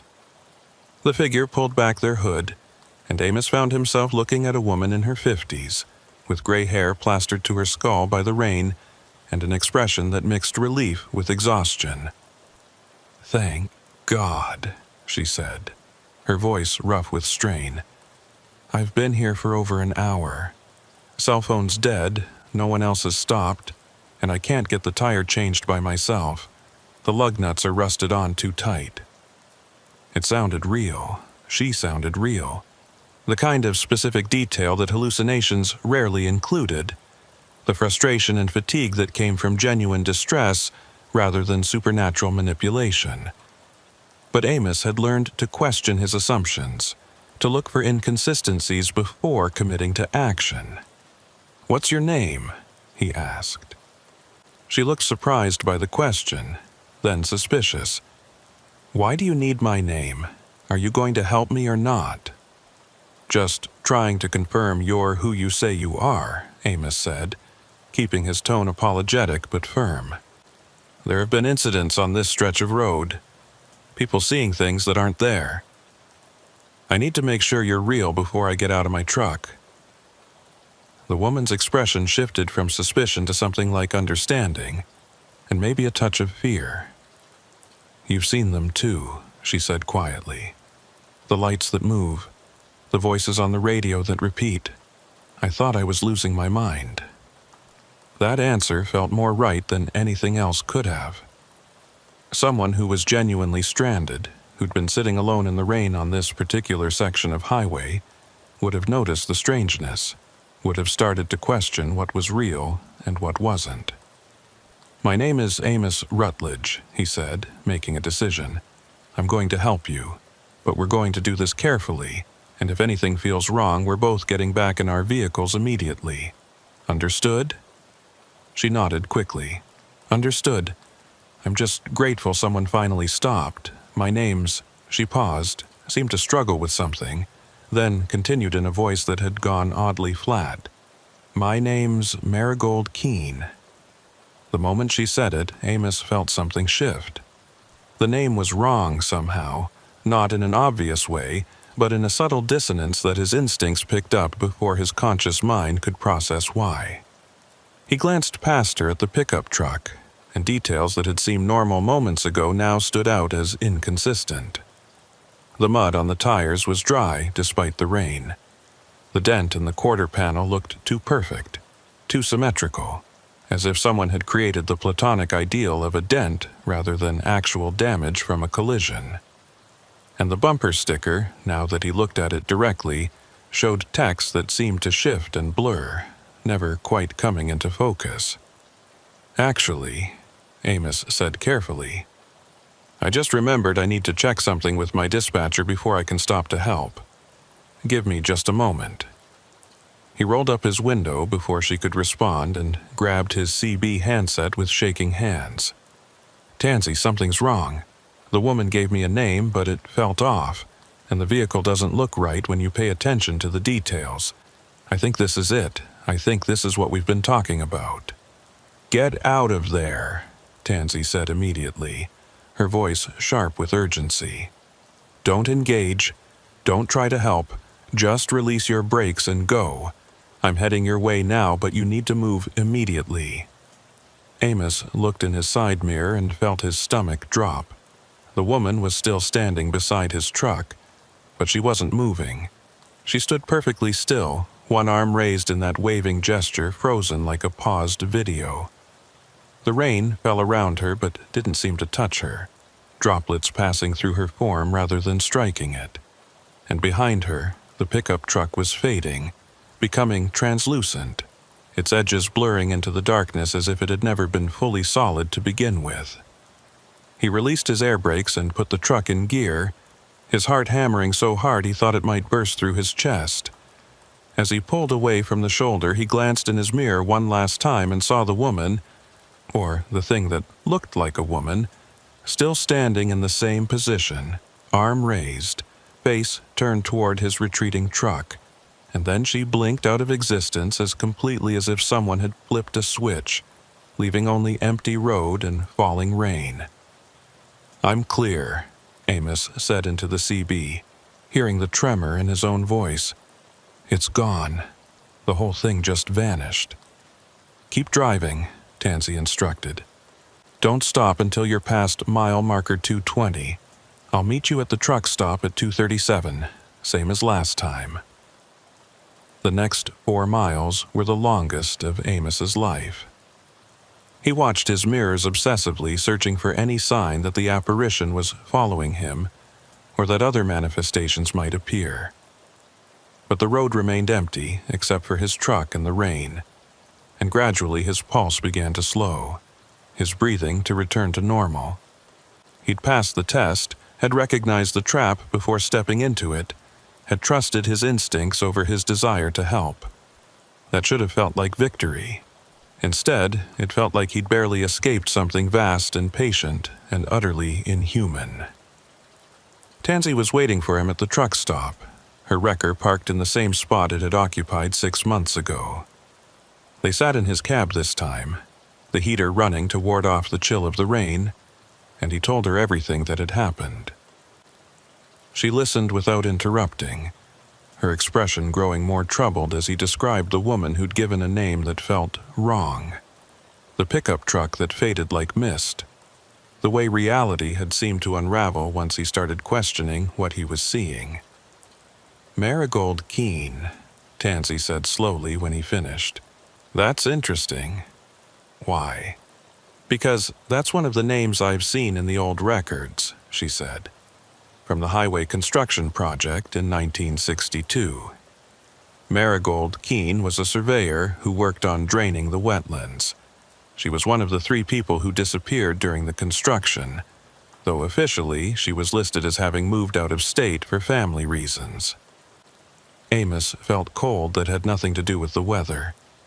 "So, that thing on the road was using her name. Why?" "Maybe because it's the only name it knows," Tansy suggested. "Or maybe because it's trying to communicate something about its own origins, showing you a piece of the history that created it.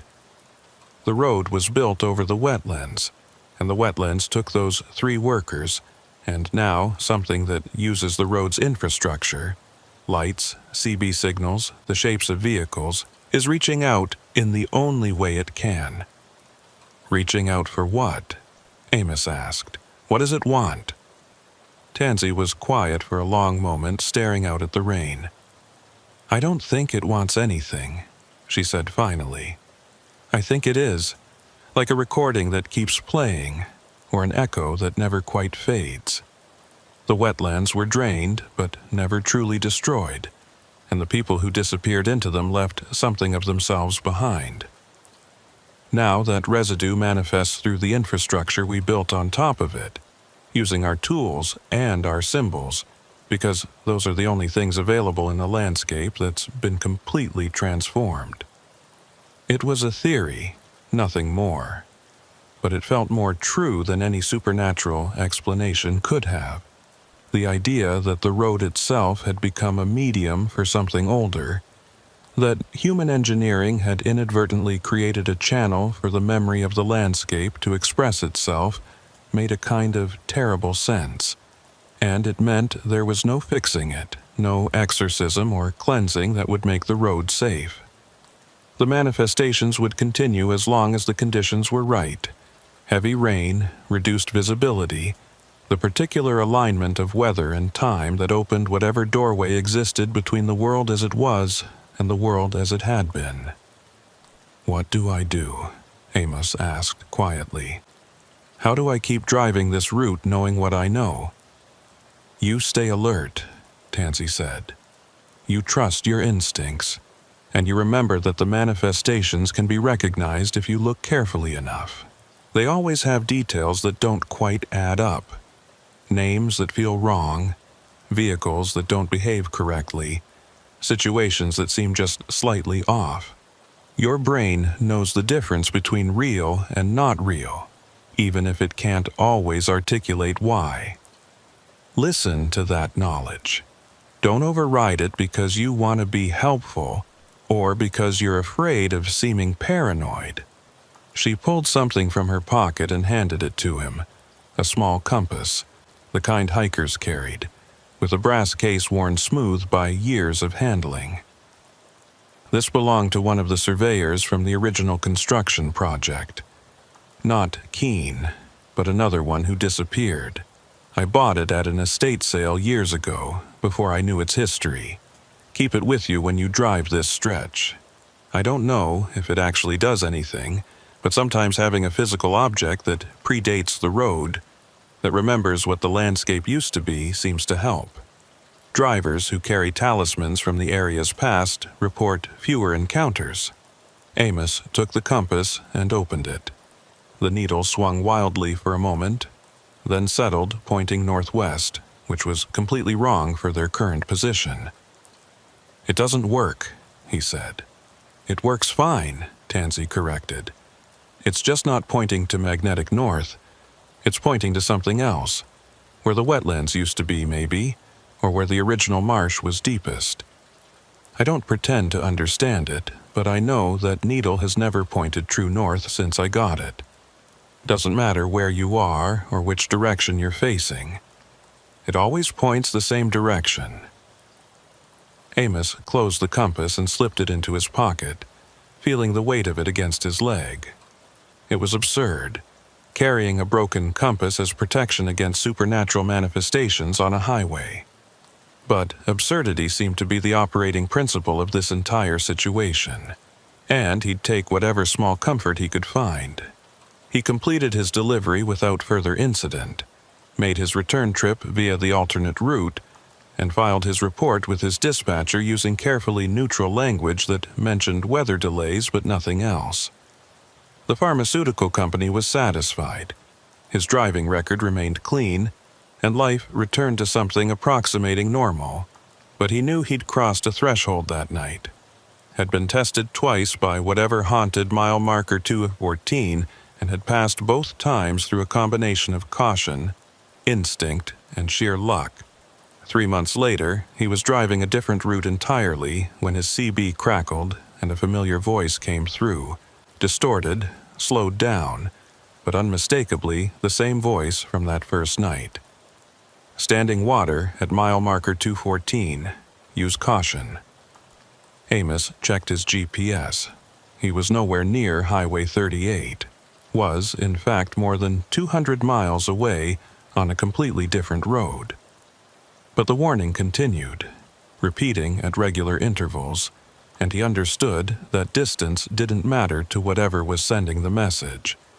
It had marked him somehow, had recognized him as someone who could perceive its manifestations, and now it was reaching out across space to communicate something he couldn't quite interpret.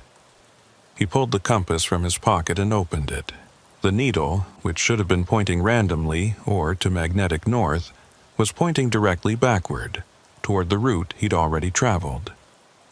Toward Highway 38 and mile marker 214, 200 miles behind him but somehow still present, still exerting influence. "I hear you," Amos said quietly. though he didn't key the CB microphone, didn't transmit the words anywhere but into the empty cab of his truck. "I hear you, and I understand that you're there. But I can't come back, not today, not by choice." The voice on the CB continued its warning for another minute, then fell silent. The compass needle swung back to its default position, northwest, toward the place where wetlands used to be. And Amos drove on through clear weather and ordinary roads, carrying the knowledge that he'd been changed by his encounters, marked by something that existed in the margins between what was and what used to be. He still drives the same routes, still makes his deliveries on schedule, still maintains his perfect safety record. But he carries the compass with him always, and he listens to the CB even when nothing seems to be transmitting. And he watches for lights that pulse in rhythms that don't quite match normal vehicle flashers, because he knows now that the road remembers, that landscape holds memory in ways that engineering can't erase, and that sometimes the past reaches up through the present in forms we barely recognize until we're already following them into the dark. And on nights when the rain comes down hard and the Weather Service issues flood warnings for the valley, he takes the alternate route without being asked, makes the choice that adds hours to his journey, but keeps him away from mile marker 2 and 14. Not because he's afraid, exactly, but because he's learned that some invitations shouldn't be accepted, some lights shouldn't be followed, and some questions are better left unanswered by those who still have the luxury of choice. The road is patient. The road is always there. And someday, when conditions align and circumstances force him back to that stretch of highway in the middle of a storm, he'll have to face it again. But until that day comes, he drives carefully, pays attention to details, and trusts the part of himself that knows when something is reaching out from beneath the asphalt, using the language of lights and voices and familiar shapes to say things that can't be translated into human words. The amber lights still pulse at mile marker 214 on rainy nights. Other drivers still report seeing them, still follow them into flood zones or pull over to investigate. Some make it through. Some don't. And the road continues to take what it takes and return what it returns, following logic that predates highways and human engineering, expressing something that was here before the pavement and will remain long after the asphalt cracks and crumbles and the wetlands begin their slow reclamation of the land that was taken from them. Amos Rutledge knows this. He carries it with him on every drive, this knowledge of what waits in the places where past and present intersect, where memory becomes manifest, where the road speaks in a language only some can hear. And he drives on because that's what truckers do. They drive on through darkness and uncertainty, carrying their loads and their secrets, marked by experiences that can't be explained but can never be forgotten. The compass rests in his pocket, pointing always toward the wetlands that used to be. And sometimes, late at night when the rain is heavy and the road stretches empty before him, Amos pulls it out and watches the needle swing, and wonders what it would be like to follow that direction, to drive off the pavement and into the landscape that remembers, to finally understand what the lights have been trying to show him all along. But he doesn't follow. Not yet. Because he's a professional driver with deliveries to make and a life that still makes sense in the ordinary world. And because some mysteries once solved can't be unsolved, and some doors, once opened, can never be closed again. The road waits. The lights pulse, and mile marker 214 stands at the edge of the flood zone, marking the place where reality bends and the past bleeds through, and drivers who pay attention learn that the world is stranger and deeper and more dangerous than any map could ever show. Amos Rutledge drives carefully. He stays alert, and he remembers.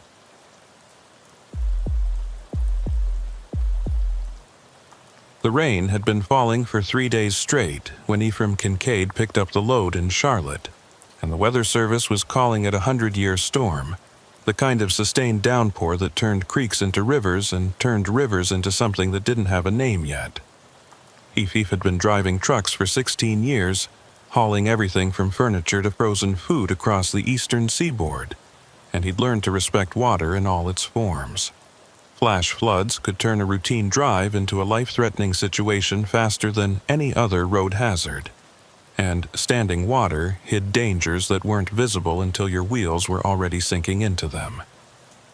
But the load needed to move. Medical equipment bound for a hospital in Richmond, and F had never missed a delivery in his career. The dispatcher had given him the option to wait out the storm, but that would mean delays that could cost the company money and potentially put patients at risk if the equipment was urgently needed. So he'd done his pre-trip inspection in the driving rain, secured his load with extra care, and pulled out of the distribution center just after dawn on a Thursday morning that looked more like dusk. The interstate was manageable at first, traffic moving slowly but steadily through the downpour. Other trucks shared the road with him, their running lights creating brief moments of solidarity before they took different exits or pulled into rest areas to wait for conditions to improve. EFH kept his speed conservative, maintained proper following distance, and listened to the weather updates on the AM band, tracking the storm's progression and the flood warnings that seemed to multiply with each passing hour. He was somewhere in the middle of Virginia, maybe 40 miles south of Richmond, when he saw the detour signs.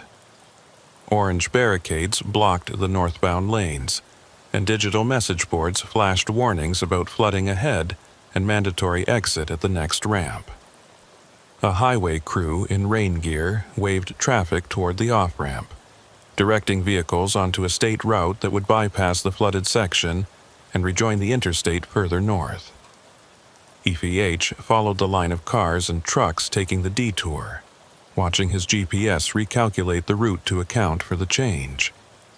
The state road was 2 lanes, well-maintained but narrow, cutting through farmland and patches of forest that looked waterlogged and miserable in the gray morning light.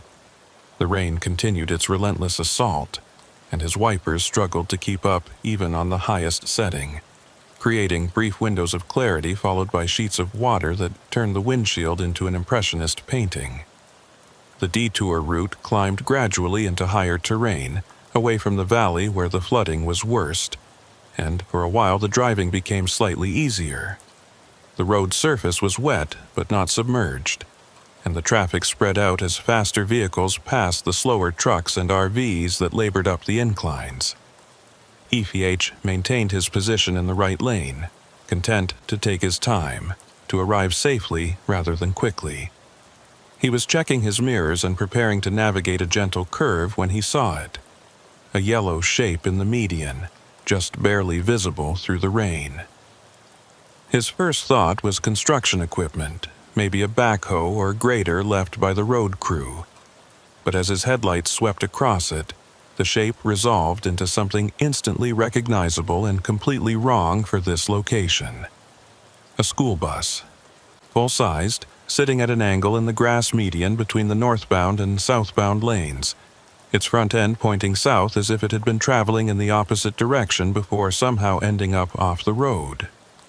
The yellow paint was faded and streaked with rust, and several windows appeared to be broken or missing entirely. It looked abandoned, like it had been sitting there for months or years, rather than being recently involved in an accident. EFH felt his stomach tighten. A school bus in the median should have been surrounded by emergency vehicles, police cars, fire trucks, ambulances. There should have been flares, warning signs, responders working to secure the scene and help any passengers. But there was nothing. Just the bus sitting alone in the rain, dark and silent, with no indication that anyone knew it was there or cared that it existed. He slowed immediately, his training and his instincts both screaming that something was seriously wrong. His CB radio had been quiet for the past 20 minutes, but he grabbed the handset now and keyed the transmit button. "This is eastbound on State Route 42, approximately mile marker 18. Got a school bus in the median, appears to be abandoned. Anyone know anything about this? Static answered him, thick and crackling with the kind of interference heavy rain produced. He tried again, rephrasing the question, but got the same response. Just noise, no voices, no acknowledgement that anyone had heard him. He switched channels, tried the emergency frequency, even attempted to raise the highway crew that had directed him onto the detour, but the radio gave him nothing but variations of static. The bus was maybe 100 yards ahead now, and F could see more details as he approached. The emergency exit at the rear was hanging open, swinging slightly in the wind. Mud covered the lower panels, splattered up from the wheels as if the bus had been driven through deep water or soft ground. And there, on the side panel just below the windows, he could make out a number. 1247. The paint was old and fading, but the digits were still legible. A car passed him going the opposite direction, its headlights briefly illuminating the bus from the other side, and Eve caught a glimpse of movement inside, or thought he did. It was hard to be sure through the rain and the dirty windows, but something had shifted in there, a shadow moving from one seat to another. He couldn't just drive past. If there were people inside that bus, especially children, they needed help. The fact that there were no emergency vehicles on scene suggested that maybe the accident had just happened, that he was the first person to come across it. Or maybe, and this thought made his chest tight, maybe the bus had been here longer and everyone else had simply driven past without stopping, assuming someone else had already called it in. F activated his hazard lights and carefully pulled onto the shoulder, positioning his truck so it would be visible to traffic coming from both directions. He set his air brakes, grabbed his rain jacket and flashlight, and climbed down from the cab into the downpour. The rain was cold and driving, hitting him hard enough that it stung exposed skin, and the ground beneath his boots was soft, water pooling in every depression. He approached the bus cautiously, his flashlight beam cutting through the rain and playing across the yellow panels. Up close, the deterioration was even more apparent. The paint wasn't just faded, it was peeling in long strips, exposing rust underneath. The tires looked dry-rotted, cracked, and sagging as if they'd lost most of their air pressure. The whole vehicle had the appearance of something that had been sitting derelict for a very long time, not something that had recently been in service. But that didn't make sense. If this was an abandoned bus that had been here for months or years, why hadn't it been towed? Why wasn't it on the incident reports that Highway Patrol would have filed? Why did it look like it had just been driven through mud and water, with fresh splatter patterns that couldn't be more than hours old? FH reached the front of the bus and shined his light through the windshield. The driver's seat was empty, the steering wheel covered in a layer of grime. Rain poured through gaps where the windshield seals had deteriorated, creating small waterfalls that splashed onto the dashboard. The interior looked abandoned. Seats covered in debris and what might have been animal droppings, the floor littered with trash that had accumulated over time. But there, about halfway back, was fresh mud. A trail of it leading from the emergency exit at the rear toward the front, as if someone had walked through the bus recently, their shoes leaving wet prints that hadn't had time to dry. And now that he was closer, Eve could hear something, a sound that made his skin crawl despite his determination to stay rational. Children's laughter, faint and distant, like it was coming from very far away or from behind thick walls, but unmistakable in its quality. The high-pitched, unself-conscious sound of kids finding something genuinely funny. It rose and fell in waves, punctuated by what sounded like whispered conversation, though he couldn't make out any actual words. Eve's hand tightened on his flashlight. The logical part of his brain insisted this was just audio distortion caused by the rain. Wind whistling through broken windows, creating sounds that his pattern-seeking mind interpreted as human voices.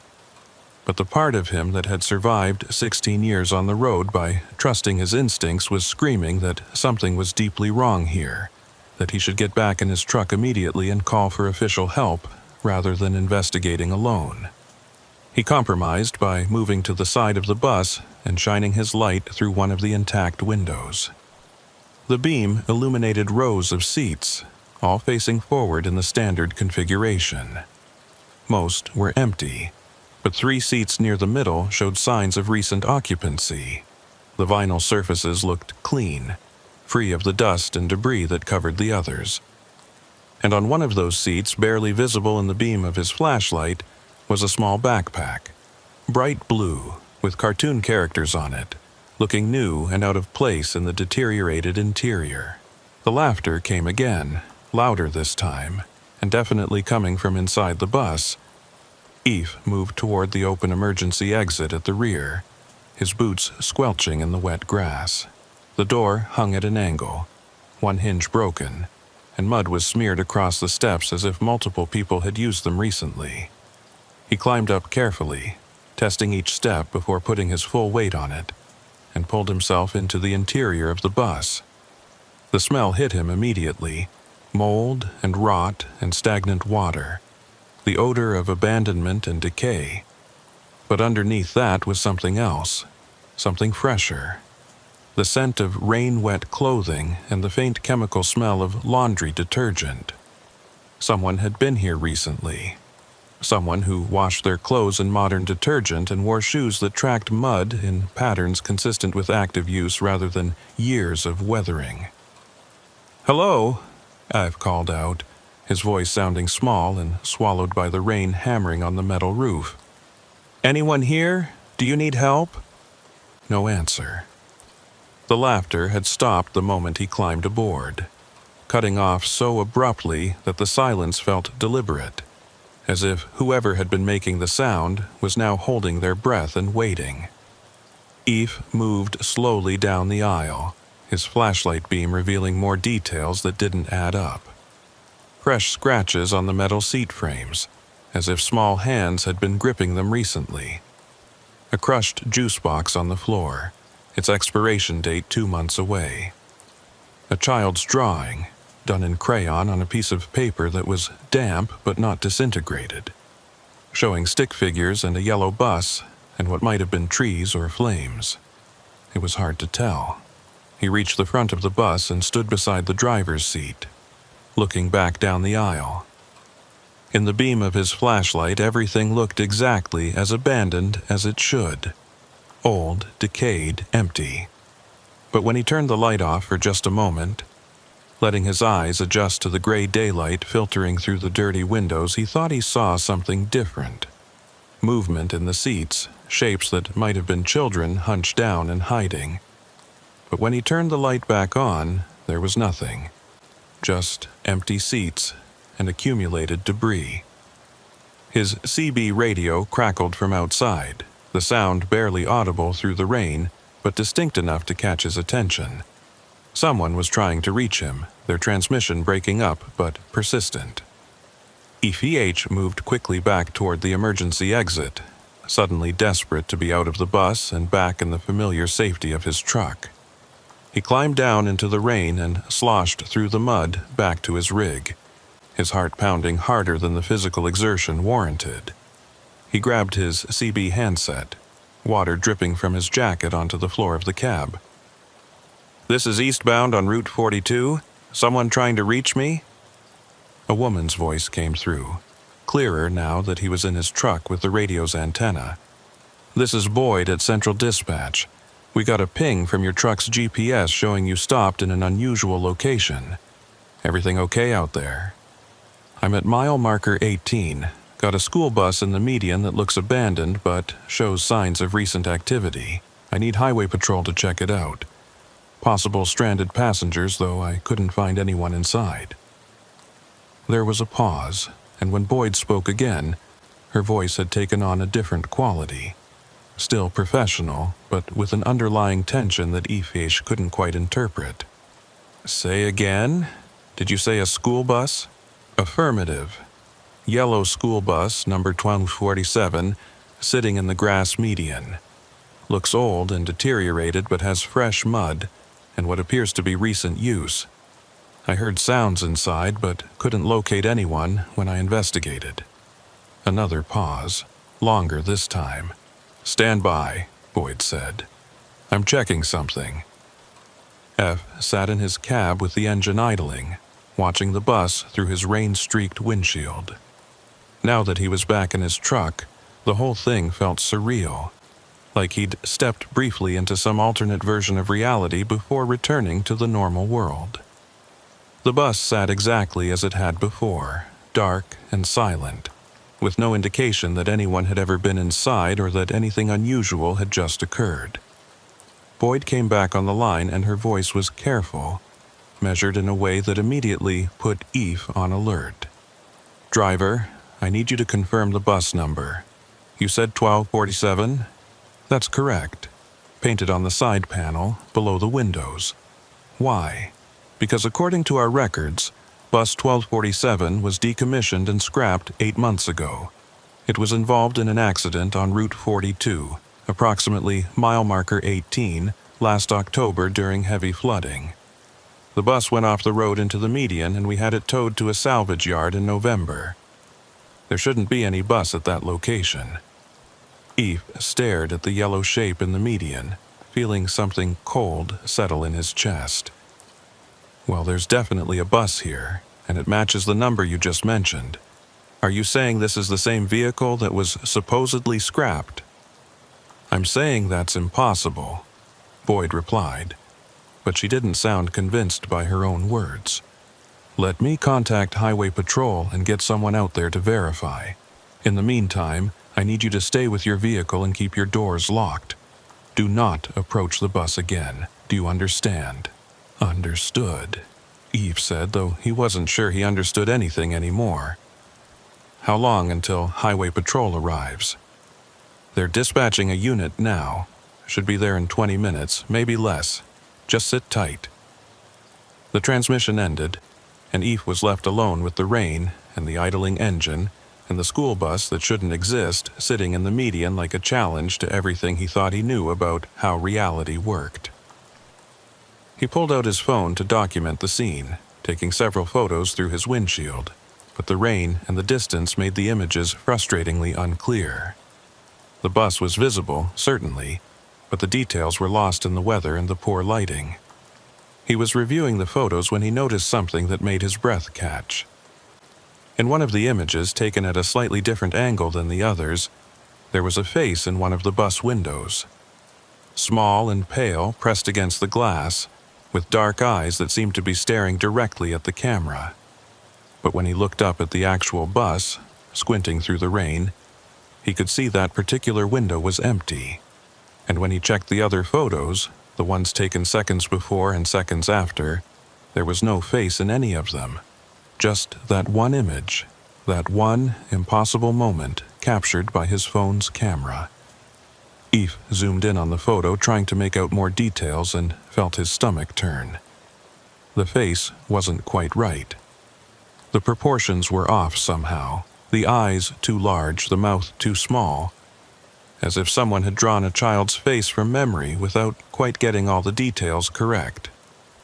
And there was something about the expression that disturbed him on a level he couldn't articulate. Not fear or sadness or any emotion he could name, but something else entirely.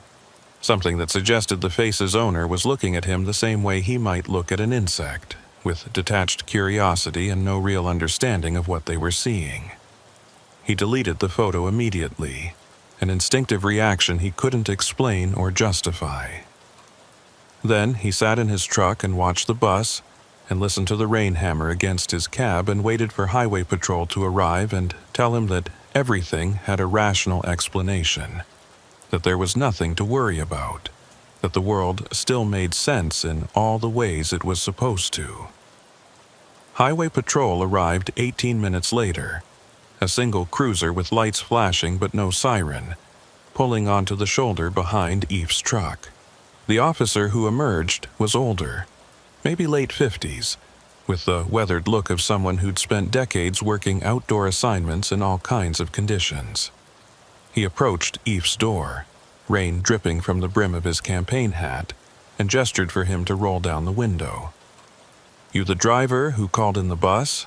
the officer asked, his voice carrying the flat professional tone of someone who'd handled thousands of incidents and wasn't easily surprised by anything anymore. "That's right," Eve confirmed. "Ephraim Kincaid. I spotted it maybe 25 minutes ago, checked inside for passengers, couldn't find anyone but heard sounds that made me think someone might be in there. Dispatch said the bus was supposed to be scrapped months ago." The officer nodded slowly, his eyes moving past Eve to focus on the yellow shape in the median. His expression didn't change much, but Eve caught something. A brief tightening around the eyes, a subtle shift in posture that suggested recognition rather than surprise. "Stay in your vehicle," he said. "I'm going to take a look, then we'll talk about what happens next." Eve watched as the officer made his way through the rain toward the bus, his flashlight beam playing across the faded yellow panels. The approach was methodical, professional, the movements of someone who'd investigated countless disabled vehicles and knew exactly what to look for. He circled the bus once completely, examining it from all angles, then climbed up through the rear emergency exit just as Eve had done. The officer was inside for maybe 5 minutes, though it felt longer. Eve kept his eyes fixed on the bus, watching for any indication of what was happening in there. But the rain and the dirty windows made it impossible to see anything clearly. Finally, the officer reappeared, climbing down from the emergency exit and making his way back to Eve's truck. His expression was carefully neutral, but there was something in his bearing that hadn't been there before. A tension that suggested he'd found something that troubled him. "Did you touch anything inside?" the officer asked once he was back at Eve's window. "Flashlight beam only," Eve replied. "Didn't move anything, didn't pick anything up. Just looked around trying to locate whoever was making those sounds I heard." "What kind of sounds?" "Children laughing. Talking, maybe, though I couldn't make out words. And footsteps like someone moving around between the seats." Eve hesitated, then added, "I know how that sounds. But I'm not making it up, and I wasn't imagining it. I heard people inside that bus." The officer was quiet for a moment, rain drumming on the hood of Eve's truck between them. "I believe you heard something," he said finally.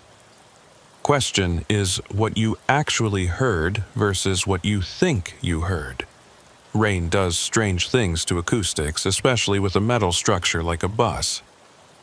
Wind through broken windows can create sounds that seem human when they're not.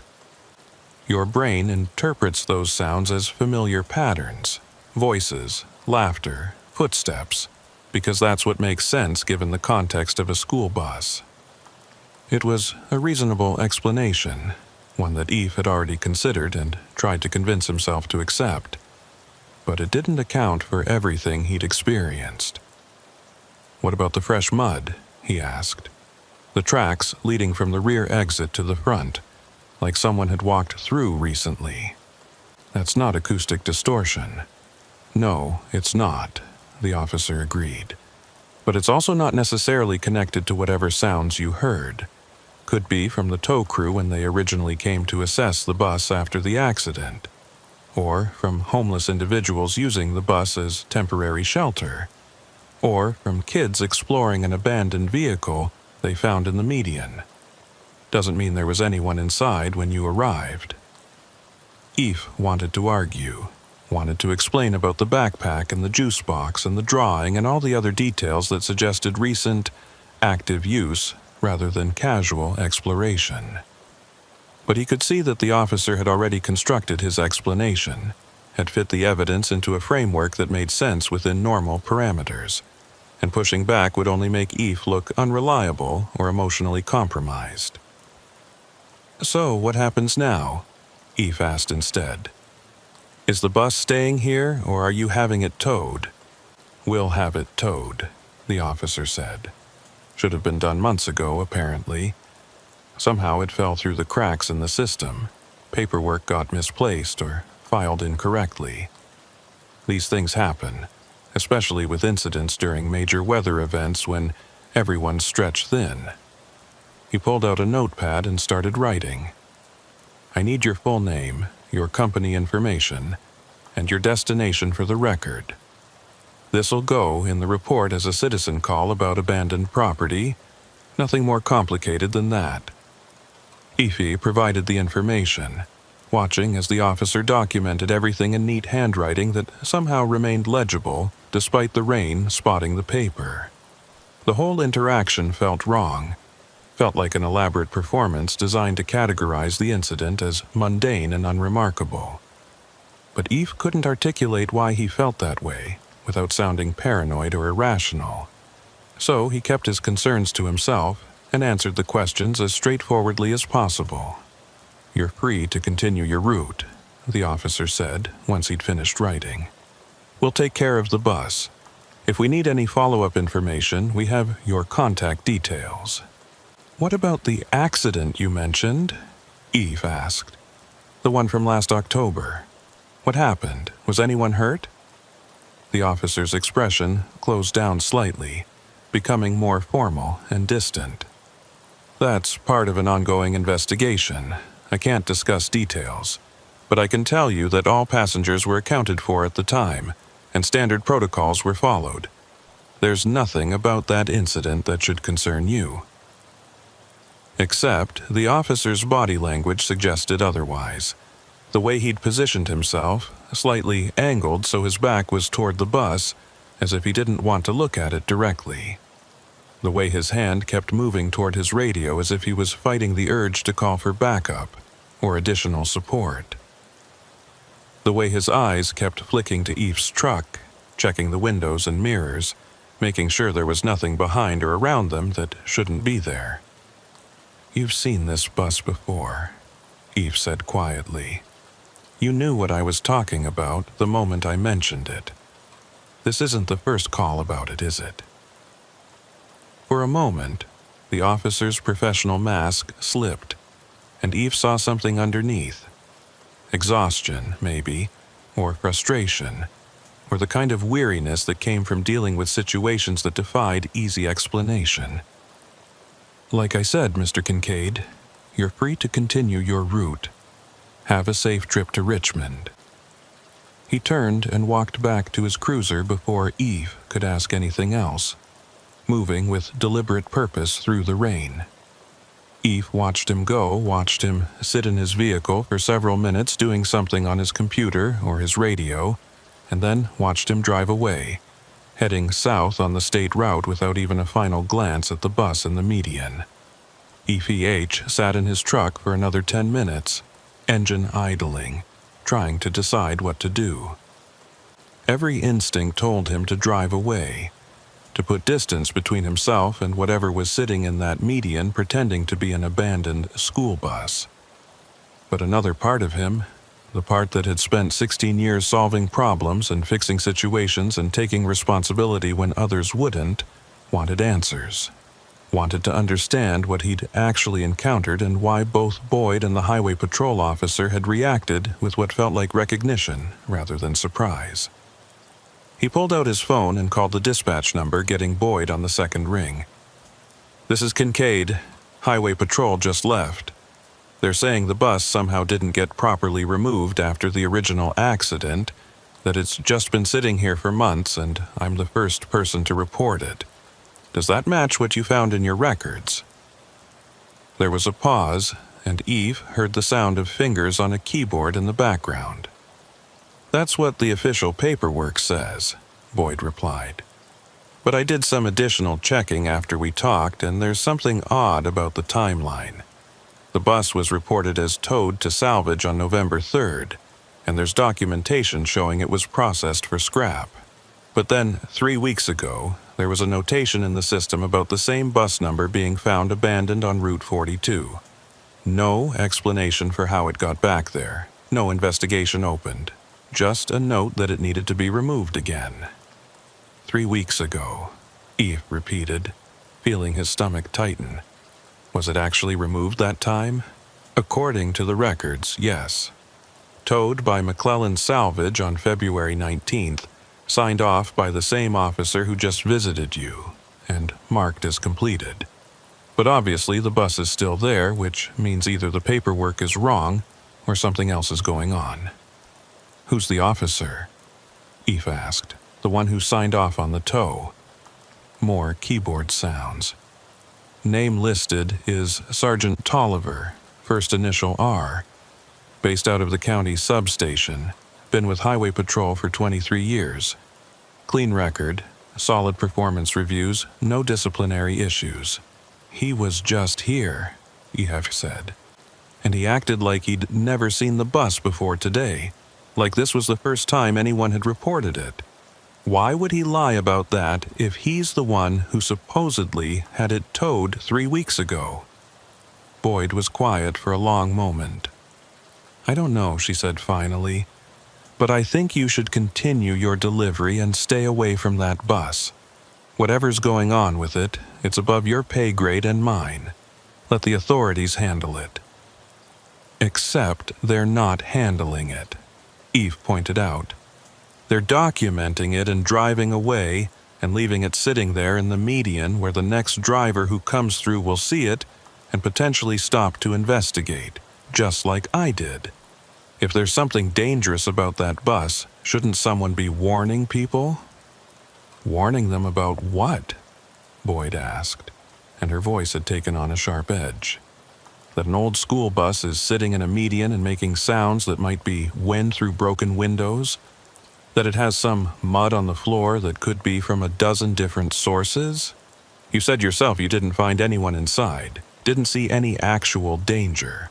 What exactly would we be warning drivers about? She was right, and that was the most frustrating part. F had nothing concrete to point to, no clear hazard that justified closing the road or putting up warning signs. Just a collection of unsettling details that added up to a feeling rather than a fact. And feelings didn't meet any standard for official action. Fine, Eve said. I'll continue my route.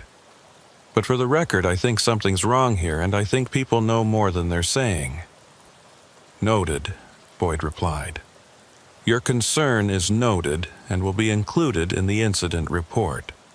Now please, finish your delivery. The hospital's expecting that equipment by this afternoon. Eve ended the call and sat staring at the bus for another minute, trying to memorize every detail in case it mattered later. Then he released his air brakes, put the truck in gear, and pulled back onto the highway, leaving the yellow shape in the median behind him. As he drove away, he checked his mirrors obsessively, watching the bus recede into the distance, half expecting to see it move or change or reveal something that would finally make sense of what he'd experienced. But it just sat there, dark and silent in the rain, looking exactly like what it was supposed to be. An old, abandoned vehicle that had been forgotten by the system and left to rot in a median strip. Except F knew it wasn't that simple. Knew there was more to the story than anyone was willing to admit, and the knowledge sat in his chest like a stone. He made his delivery to Richmond without incident, unloaded the medical equipment, and collected his paperwork. The hospital loading dock manager chatted pleasantly about the weather, while Eve completed his documentation, complaining about the flooding and the road closures and how the storm was making everything difficult. Normal conversation, grounded in ordinary concerns, and Eve latched onto it like a lifeline, grateful for anything that felt mundane and real. He was preparing to leave Richmond and head back south when his phone rang. Unknown number, local area code. He almost didn't answer, but something made him pick up. Kincaid. Mr. Kincaid, this is Luella March. I'm a nurse at County General, and I got your number from Boyd Langer at Central Dispatch. She said you might be willing to talk to me about something you saw this morning on Route 42. Eve felt his guard go up immediately. Who are you, and why would Dispatch give you my personal number? "I apologize for the intrusion," Luella said, and her voice carried genuine contrition. "Boyd and I are old friends, and I asked her to connect me with the driver who reported the bus. I need to know exactly what you saw and heard, because I think it might be connected to something that happened to my nephew last year." "Your nephew," F repeated slowly, his mind already making connections he didn't want to make. "He was on that bus," Luella said quietly. "On October 24th, when it went off the road during the flooding. He was one of 17 children being transported from an after-school program back to their homes. The bus hydroplaned in standing water, went into the median, and tipped onto its side. All the children got out safely, or so we were told. But my nephew Tommy, he was never the same after that day. He started having nightmares saying he'd left something on the bus, saying he needed to go back and get it before it was too late. F pulled into a parking lot and killed his engine, giving the conversation his full attention. What kind of something? He wouldn't say exactly, just kept insisting that he'd left part of himself there, that the bus still had it, and if he didn't get it back soon, he'd forget how to be who he was supposed to be. Luella's voice cracked slightly. He was 7 years old, Mr. Kincaid. 7. And he became so obsessed with that bus that his parents took him to therapists, put him on medication, did everything they could think of to help him process the trauma.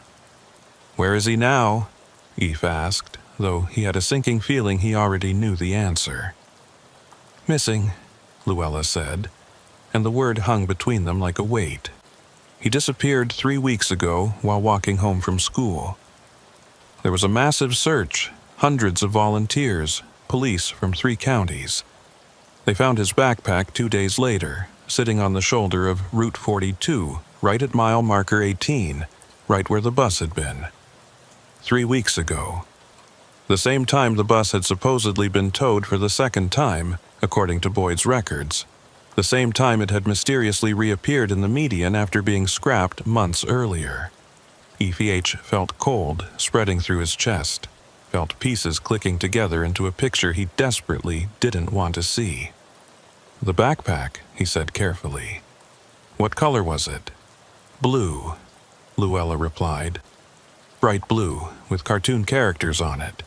He'd just gotten it at the start of the school year. Was so proud of it." "Why?"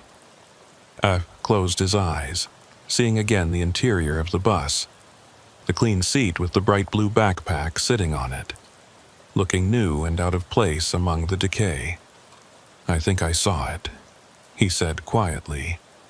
"Inside the bus, on one of the seats."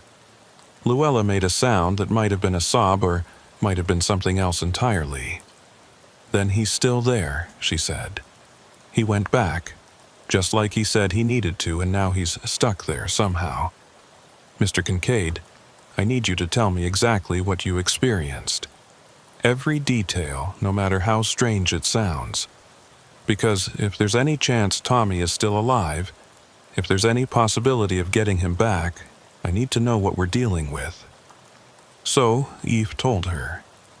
He described the sounds of children laughing, the fresh mud tracks, the drawing done in crayon, the face in the window that appeared in only one photograph. He told her about the officer's strange behavior, about the inconsistencies in the records, about the feeling that the bus wasn't quite what it appeared to be. And he told her about how when he'd been standing inside looking down the aisle with his flashlight off, he'd thought for just a moment that he'd seen children in the seats, hiding and watching him with eyes that reflected no light. When he finished, Luella was quiet for so long that F thought the call might have dropped. Then she spoke, and her voice was steady despite what must have been crushing emotional weight. "I'm going there," she said. "Tonight, after my shift ends. I'm going to that bus, and I'm going to call for Tommy, and I'm going to keep calling until I get an answer, or until someone physically removes me from the scene. Will you help me?" Every reasonable instinct Aoife possessed screamed at him to say no. to stay away from the bus and the mysteries surrounding it, to leave this situation to professionals who were trained to handle missing children and unexplained phenomena. But he thought about the blue backpack, about a 7-year-old boy so convinced he'd left something vital behind that he'd walked back to the site of his trauma and somehow never returned. And he thought about how he'd feel if it were his nephew, his child, his family member trapped in whatever nightmare that bus represented. "What time does your shift end?" he asked. 6 o'clock, Luella said. "I can be at mile marker 18 by 7, maybe a little earlier if traffic cooperates." "I'll meet you there," Eve said, making a decision he suspected he'd regret but couldn't bring himself to avoid. "But we're not going alone, and we're not going unprepared. I know someone who might be able to help us understand what we're dealing with." He thought about Tansy McCoy, about the folder full of incidents and reports she'd compiled, about her theory that roads absorbed the history of the places they crossed, and sometimes expressed that history in ways that looked supernatural, but might just be natural phenomena humans didn't yet understand. If anyone would have insight into a bus that refused to stay scrapped, that appeared and disappeared according to no logic the authorities could track, it would be someone like Tansy who studied these anomalies instead of dismissing them. "Who?" Luella asked. "A record driver who's been researching strange incidents on highways," EF explained. "She's based in a different region, but she might know someone local who tracks this kind of thing. Or she might have information that could help us figure out what's actually happening with that bus." "Okay," Luella said. "Call whoever you need to call. But Mr. Kincaid, I'm going to that bus tonight whether you're there or not, whether anyone helps me or not. Tommy is my nephew, and I'm not leaving him out there alone anymore." F understood. He'd do the same thing in her position, would move heaven and earth to find a missing family member regardless of the personal cost or the potential danger. "I'll be there," he promised, 7 o'clock. "And Luella, bring a flashlight, warm clothing, and anything else you'd need if we end up being out there for several hours. I don't know what we're going to find, but I think we need to be prepared for the long haul." After ending the call, F sat in his truck and stared at nothing, trying to process the decision he'd just made. He was going back to the bus. He was going back with the aunt of a missing child, searching for answers that might not exist, investigating a situation that Highway Patrol had already documented and dismissed. It was irrational, potentially dangerous, and completely against every principle of professional driving that emphasized staying in your lane and leaving unusual situations to the authorities. But he couldn't shake the image of that blue backpack sitting clean and new on a deteriorated bus seat, waiting for someone to come back and claim it. Couldn't forget the sound of children's laughter echoing through a supposedly empty vehicle. Couldn't ignore the growing conviction that Tommy March hadn't simply wandered away and gotten lost, but had found his way back to the place that haunted him and discovered something there that wouldn't let him leave. Ife started his engine and began the drive back toward mile marker 18, toward the school bus that shouldn't exist, toward answers that might be more terrifying than the questions themselves. Ife returned to mile marker 18 just as the sun was setting, painting the wet landscape in shades of copper and gray. The rain had lessened to a steady drizzle, and the clouds were breaking up in places, allowing weak light to filter through. He pulled his truck onto the same shoulder he'd used that morning, positioning it so his headlights would illuminate the median once full darkness fell. The school bus sat exactly where it had been hours earlier, unchanged and unchanging, its yellow paint dull in the fading light. He'd spent the afternoon making calls and asking questions, trying to gather information that might help them understand what they were dealing with. Boyd had been reluctant to provide additional details beyond what she'd already shared, citing privacy regulations and active investigations, but she'd confirmed that Tommy March's disappearance was still classified as an open missing persons case with no strong leads. The backpack found at mile marker 18 had been processed for evidence, showed no signs of foul play, and contained only the items a 7-year-old would normally carry: a homework folder, a juice box, and a small toy truck. Eve had also tried to reach Tansy McCoy, hoping her expertise with highway anomalies might offer some insight, but her phone had gone straight to voicemail. He'd left a message explaining the situation in broad terms, asking if she knew of similar incidents involving vehicles that refused to stay removed or locations that seemed to trap people in ways that defied conventional explanation. He wasn't sure she'd call back in time to be helpful, but the attempt had made him feel slightly less like he was walking blind into something dangerous. A car pulled onto the shoulder behind his truck at exactly 7 o'clock. A small sedan, practical and well-maintained, with a parking sticker from County General Hospital visible on the windshield. Luella March climbed out, a woman in her early 40s wearing jeans and a heavy jacket, her dark hair pulled back in a practical ponytail. She carried a large flashlight and what looked like a backpack of her own, stuffed with supplies. Eve got out of his truck to meet her, and they stood in the drizzle for a moment, sizing each other up.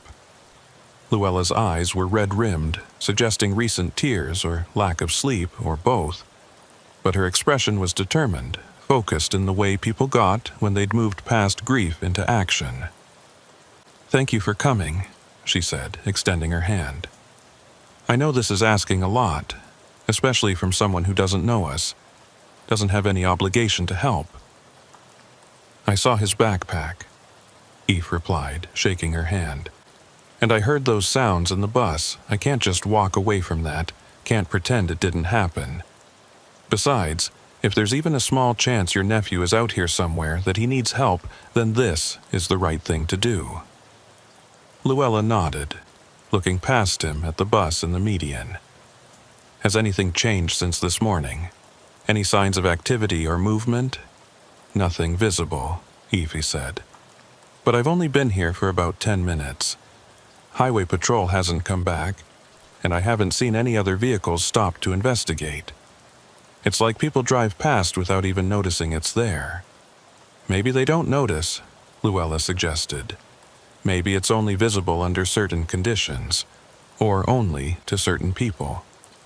Tommy used to say things like that after the accident, that the bus was still calling to him, that he could hear it even when no one else could. We thought it was trauma, PTSD, the kind of intrusive thoughts children develop after frightening experiences. But what if he was actually perceiving something real, something the rest of us couldn't detect?" It was an unsettling theory, one that suggested the boundary between normal reality and whatever the bus represented was more permeable than Eve wanted to believe. But it would explain some of the inconsistencies, why the bus appeared in official records as being removed, yet remained physically present in the median. Why Highway Patrol seemed to forget about it between incidents. Why Eve had been able to see and enter it while other drivers apparently passed by without stopping. "We should establish some ground rules before we approach," Eve said, pulling out his own flashlight and checking the battery. "First, we stay together. No one goes into the bus alone, no one wanders off to investigate something separately. Second, if either of us feels like something is wrong, like we need to leave immediately, we leave. No arguments, no hesitation. And third, we document everything. Photos, videos, voice recordings if we can. Whatever we find, we need evidence that other people can examine." Luella agreed, and they approached the bus together, their flashlight beams cutting through the gathering darkness. The drizzle had stopped, leaving everything wet and glistening, and the air smelled of rain-soaked earth and something else, something faintly metallic and organic that Eve couldn't quite identify. As they got closer, he noticed details he'd missed that morning in his initial investigation.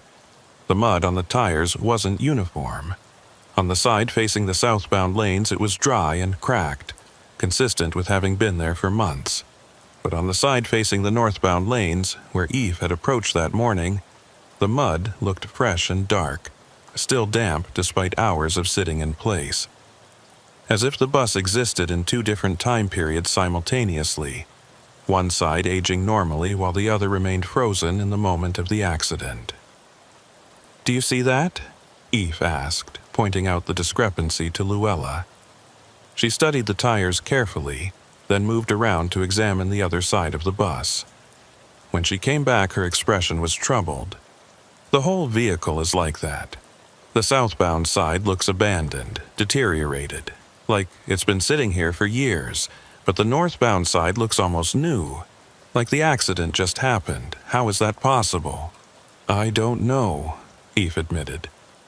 "But I think it means we need to be very careful about which side we enter from and what we touch once we're inside. If the bus is somehow existing in multiple states at once, interacting with it might have unpredictable effects." They decided to use the rear emergency exit again, approaching from the northbound side where the bus looked more intact. Eve climbed up first, testing each step before putting his full weight on it, then helped Luella up behind him. The interior looked exactly as it had that morning: deteriorated seats, scattered debris, the smell of mold and decay. But now, with the sun fully set and only their flashlights providing illumination, the space felt different, more oppressive, more deliberately concealing. "Tommy," Luella called out, her voice breaking slightly on the name. "Tommy, it's Aunt Luella. If you can hear me, please answer. Please let me know you're here." Silence, the kind that felt heavy and expectant, like the air before a thunderstorm. Ive swept his flashlight beam slowly down the aisle, examining each row of seats, looking for any sign of the fresh occupancy he'd noticed that morning. The blue backpack was gone from the seat where he'd seen it, and for a moment he wondered if he'd imagined the whole thing, if stress and atmospheric conditions had created false memories that felt real but weren't. Then Luella gasped, and he turned to see her pointing at one of the windows. Pressed against the glass from the outside, visible only because of the angle of her flashlight, was a small handprint, fresh enough that condensation still clung to the edges, small enough that it could only belong to a child. "That wasn't there before," Af said, moving closer to examine it. "I checked all the windows this morning, and there were no prints, no signs that anyone had touched the glass recently." Luella was already moving toward the front of the bus, calling Tommy's name again, her voice rising with desperation and hope. Eve followed, keeping his flashlight trained on their path, watching for anything that might trip them or present a hazard. They reached the driver's area, and Luella stopped abruptly, her hand flying to her mouth. On the dashboard, arranged in a neat line, were 3 items: a toy truck, identical to the one Boyd had mentioned finding in Tommy's backpack; a juice box, the same brand from the backpack; and a folded piece of paper that, when Luella unfolded it with shaking hands, revealed a child's drawing done in crayon. It showed a yellow bus, stick-figure children visible through the windows, and what looked like a figure standing outside, arms raised as if waving or calling. "This is his," Luella whispered, her voice thick with emotion. "This is Tommy's drawing style. I'd recognize it anywhere. He drew pictures like this all the time before he disappeared. Always the same image, always the bus with children inside and someone standing outside trying to reach them." "Was he drawing himself?" Eve asked. "The figure outside the bus?" "I thought so at first," Luella said. "But then one day I asked him who it was and he said it was me.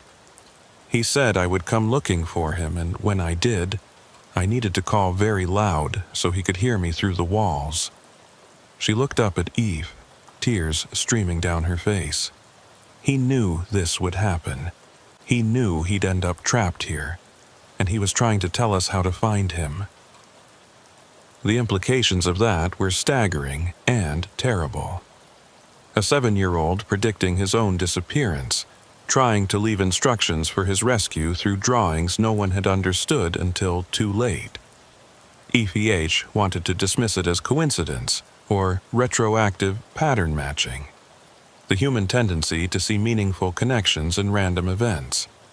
But standing in the bus with the drawing in Luella's hands and the fresh handprint on the window, dismissal felt like willful blindness. "Then we call," Aoife said. "We call as loud as we can, and we keep calling until something answers or until we're physically unable to continue." They started calling together, their voices echoing through the metal shell of the bus and out into the night. "Tommy, Tommy March, can you hear us? Your Aunt Luella is here. We've come to take you home." Over and over, taking turns so their voices wouldn't give out, maintaining a steady rhythm of sound that filled the space and pushed back against the oppressive silence. At first, nothing happened. The bus remained empty and dark, responding to their calls only with natural echoes and the creaking of metal settling. But after maybe 10 minutes of continuous calling, Eve noticed something changing. The air inside the bus was growing colder, temperature dropping rapidly enough that their breath began to fog. And the ambient sound was shifting, the natural background noise of wind and distant traffic fading away until there was only their voices, and then, gradually, another sound underneath. Children laughing. The same sound Eve had heard that morning, but clearer now, more distinct.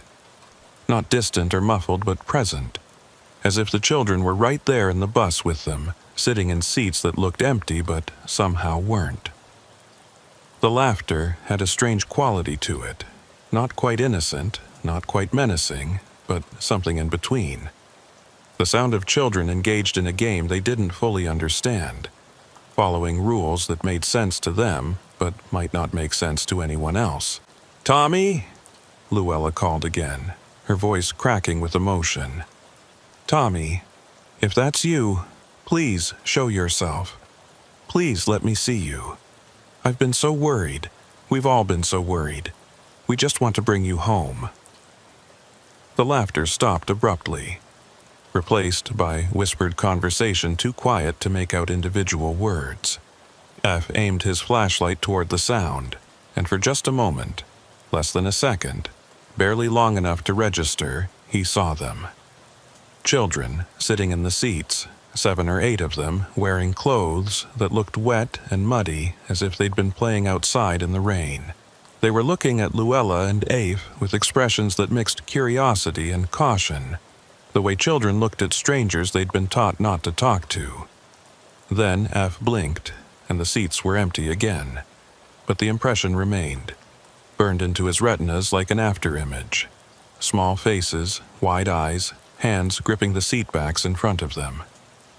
And in the third row on the right, a boy with dark hair and a blue jacket who looked exactly like the photograph Luella had shown him on her phone, the picture of Tommy taken 2 weeks before his disappearance. "Did you see them?" Luella asked, her voice barely above a whisper. "Please tell me you saw them too, that I'm not losing my mind." "I saw them," Aoife confirmed. "And I saw Tommy. 3rd row, right side. He was there, Luella. He was looking right at us." Luella moved quickly down the aisle, stopping at the seat F had indicated. She reached out toward it, her hand trembling, and the moment her fingers made contact with the vinyl surface, the temperature dropped even further. The metal walls of the bus began to frost over, ice crystals forming in intricate patterns that looked almost deliberate, almost like writing. And through the sudden cold, a child's voice spoke clearly, close enough that it seemed to come from right beside them. "Aunt Luella?" It was Tommy's voice, unmistakable according to Luella's reaction. She spun around, searching for the source, her flashlight beam sweeping wildly across the interior. "Tommy, where are you? I can hear you, but I can't see you." "I'm here," the voice said, and now Eve could pinpoint the location. It was coming from the seat Luella had touched, as if Tommy was sitting there but somehow invisible, present in a way that their eyes couldn't detect, but their ears could. "I came back like I said I would. I had to get what I left behind. "What did you leave behind, sweetie?" Luella asked, her voice gentle despite the terror that must have been coursing through her. "What was so important that you had to come back?" "Part of me," Tommy replied, and his voice carried a flatness that was deeply unsettling, as if he was reciting memorized words rather than speaking spontaneously. "When the bus fell over, part of me got stuck in the moment. The scared part. The part that didn't want to get up and leave because leaving meant accepting that something bad had happened. So that part stayed, and the rest of me went home. But I wasn't whole anymore. I could feel the missing piece calling to me, pulling at me, and finally I had to come back and get it." "And did you find it?" Eve asked, keeping his voice calm and level. "Did you find the part you were looking for?" A pause, during which the frost patterns on the walls seemed to shift and rearrange themselves. "I found it," Tommy said. "But now I can't leave. The scared part is stuck to this place, and when I came back to get it, I got stuck too. We're both here now, but we can't get out. The walls won't let us. The bus won't let us." Luella reached toward the seat again, her hand passing through empty air as if trying to touch a nephew she couldn't see. "Then we'll get you out," she said firmly. "That's why we're here, Tommy, to bring you home. Both parts of you. You don't have to be stuck anymore." "You can't get us out from inside," Tommy said, and his voice was fading now, becoming distant and echo-like. "You have to go outside and break the walls. But you have to be careful, because breaking the walls might break us too. We're part of the bus now, and the bus is part of us, and I don't know what happens if you separate us wrong." The voice faded completely, leaving only the sound of wind whistling through broken windows and the steady drip of water condensing on the frosted metal. Luella stood frozen, her hand still extended toward the empty seat, her expression cycling through grief and hope and determination. "We need to go outside," Eve said gently. "We need to figure out what Tommy meant about breaking the walls, about separating him from the bus. But we're not doing it randomly, not without understanding the risks.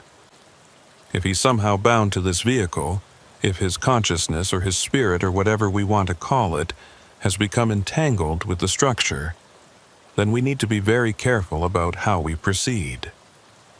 They climbed out of the bus, emerging into the night air that felt warm compared to the supernatural cold inside. F examined the exterior of the vehicle with fresh eyes, looking for anything that might explain how to break the walls without causing harm. The discrepancy between the two sides was even more apparent now.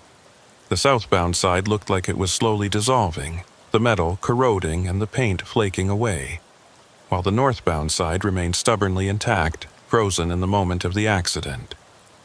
"What if it's temporal?" Luella suggested, following his gaze. "What if the bus exists in two different time periods, and Tommy is caught in the space between them? The accident happened on the southbound side. The bus was traveling south when it hydroplaned. Maybe his scared part is stuck in that moment on that side of the vehicle, while his physical presence is trapped on the northbound side where we've been looking for him." It was as good a theory as any, and it suggested a possible approach. If the two sides represented different states of the bus, different moments in its existence, then maybe creating a connection between them would allow Tommy to move from one to the other, to complete the transition he'd been unable to finish on his own. "We need tools," Eve said. "Something to make an opening, to create a passage between the two sides. My truck has basic equipment. Crowbar, hammer, bolt cutters might be enough." He retrieved the tools from his cab, and they stood before the bus trying to decide where to start. The windows seemed like the obvious choice. Break one on each side, create an opening that connected the two temporal states. But Tommy's warning about breaking the walls carefully suggested that random destruction might be dangerous, might sever connections that needed to remain intact. Then Eve noticed something he'd missed before. at the midpoint of the bus, right where the vehicle would have pivoted when it tipped onto its side. There was a visible seam in the metal. Not a manufacturing joint, but something else. A line where the southbound deterioration met the northbound preservation, where past and present pressed against each other. If they were going to create a passage, that seam seemed like the logical place to start. He positioned the crowbar at the seam and looked at Luella. If this goes wrong, if something happens that feels dangerous or harmful, we stop immediately. Agreed? Agreed, she said. But Eve, we have to try. We have to do something. I can't leave him here, can't walk away knowing he's trapped and calling for help. F understood. He positioned the crowbar carefully and began to pry, feeling resistance at first, then a sudden give as the metal started to separate. The sound it made was wrong. Not the squeal of metal on metal, but something organic and wet, like tearing fabric or splitting skin. He kept going, working the crowbar along the seam, creating an opening that widened gradually until it was large enough for a person to pass through. As the opening grew, the temperature differential between the two sides created wind, air rushing from the warmer northbound side toward the colder southbound side. And carried on, that wind was sound. Children's voices, multiple voices, all calling out at once in a mixture of relief and fear and desperate hope. They were all in there, Eve realized. Not just Tommy, but all the children from the accident. The 17 young passengers who'd supposedly gotten out safely, but had perhaps left pieces of themselves behind. Fragments of consciousness that remained trapped in the traumatic moment. Light began to pour through the opening, not from any external source, but from inside the bus itself, as if creating the passage had released something that had been building up for months. It was bright enough to hurt, bright enough that Eve had to shield his eyes, and through the glare he could see shapes moving, small figures climbing through the opening from one side to the other, reassembling themselves, becoming whole again. The process lasted maybe 30 seconds, though it felt much longer. When the light faded and Eve could see clearly again, the bus had changed. The southbound side no longer looked deteriorated. It had caught up somehow, had aged forward to match the northbound side. Or maybe the northbound side had aged backward.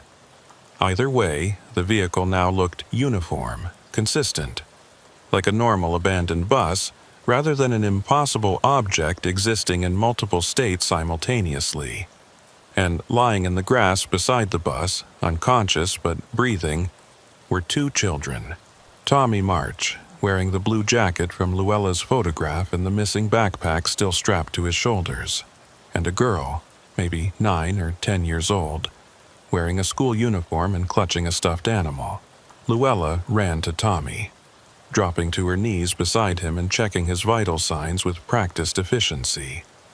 "He's alive," she said, her voice breaking with emotion. "He's breathing. His pulse is strong. Tommy, can you hear me?" F moved to check on the girl, finding her in similar condition, unconscious but stable, showing no obvious signs of injury beyond exposure and exhaustion. He pulled out his phone and dialed 911, reporting their location and the need for immediate medical attention for two children found at mile marker 18.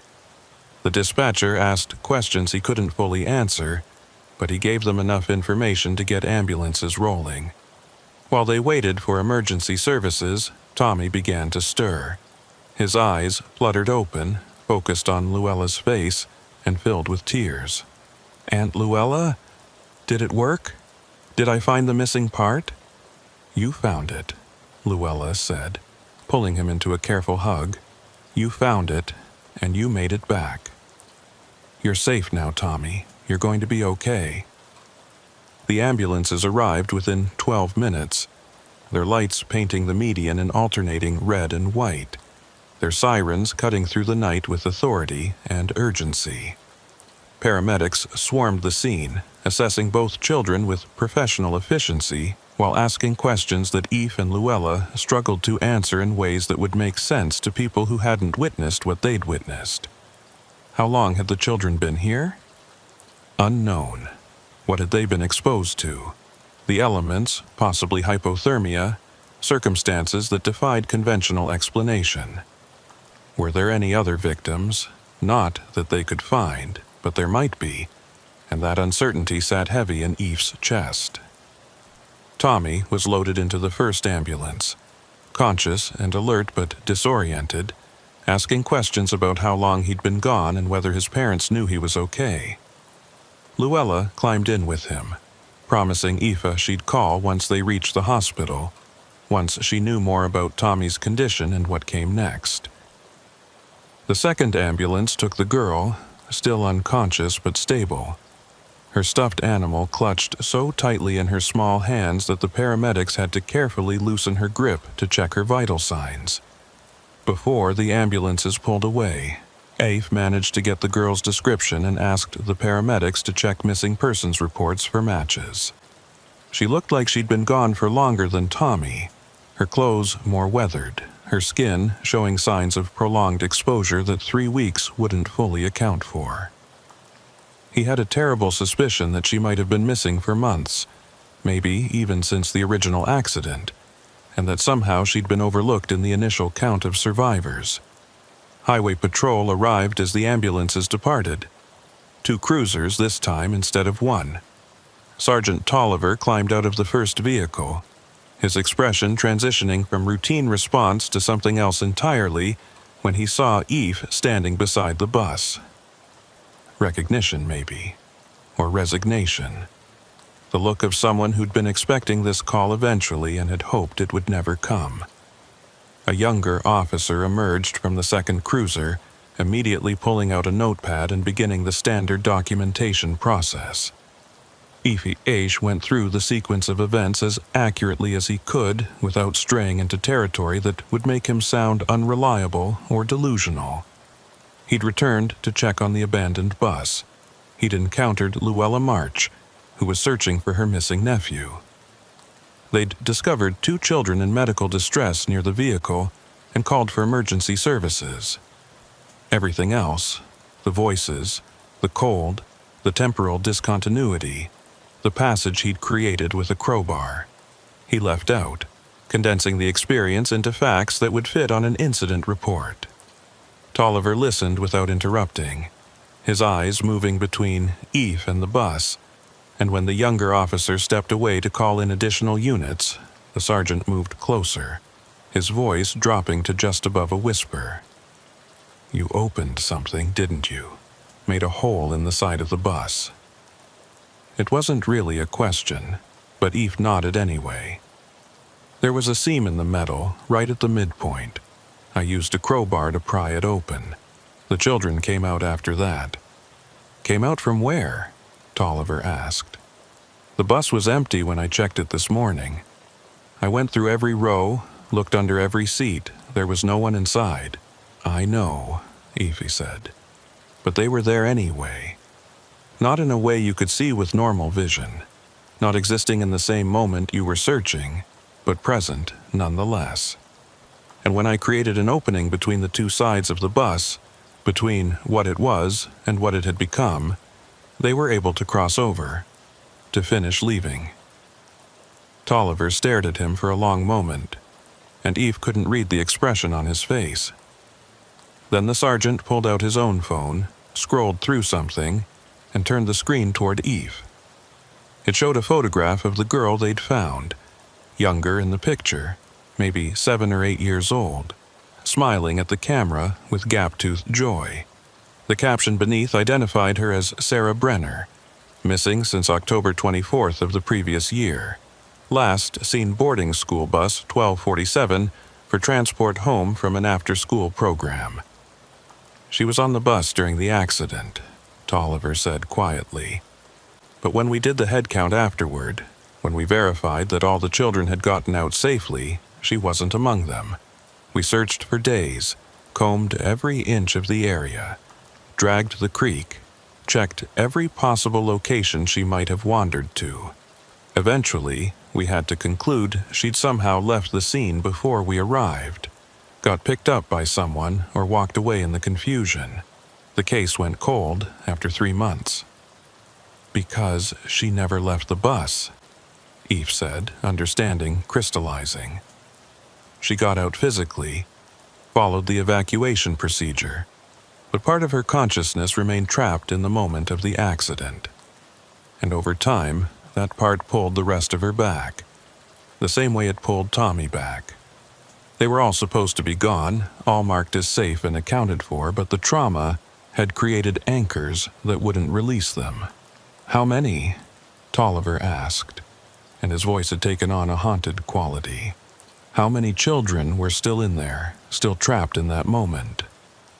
"I don't know," Af admitted. "I heard multiple voices, saw several shapes when I looked with my flashlight off. Tommy said there were others, said we instead of I, when he was talking about being stuck.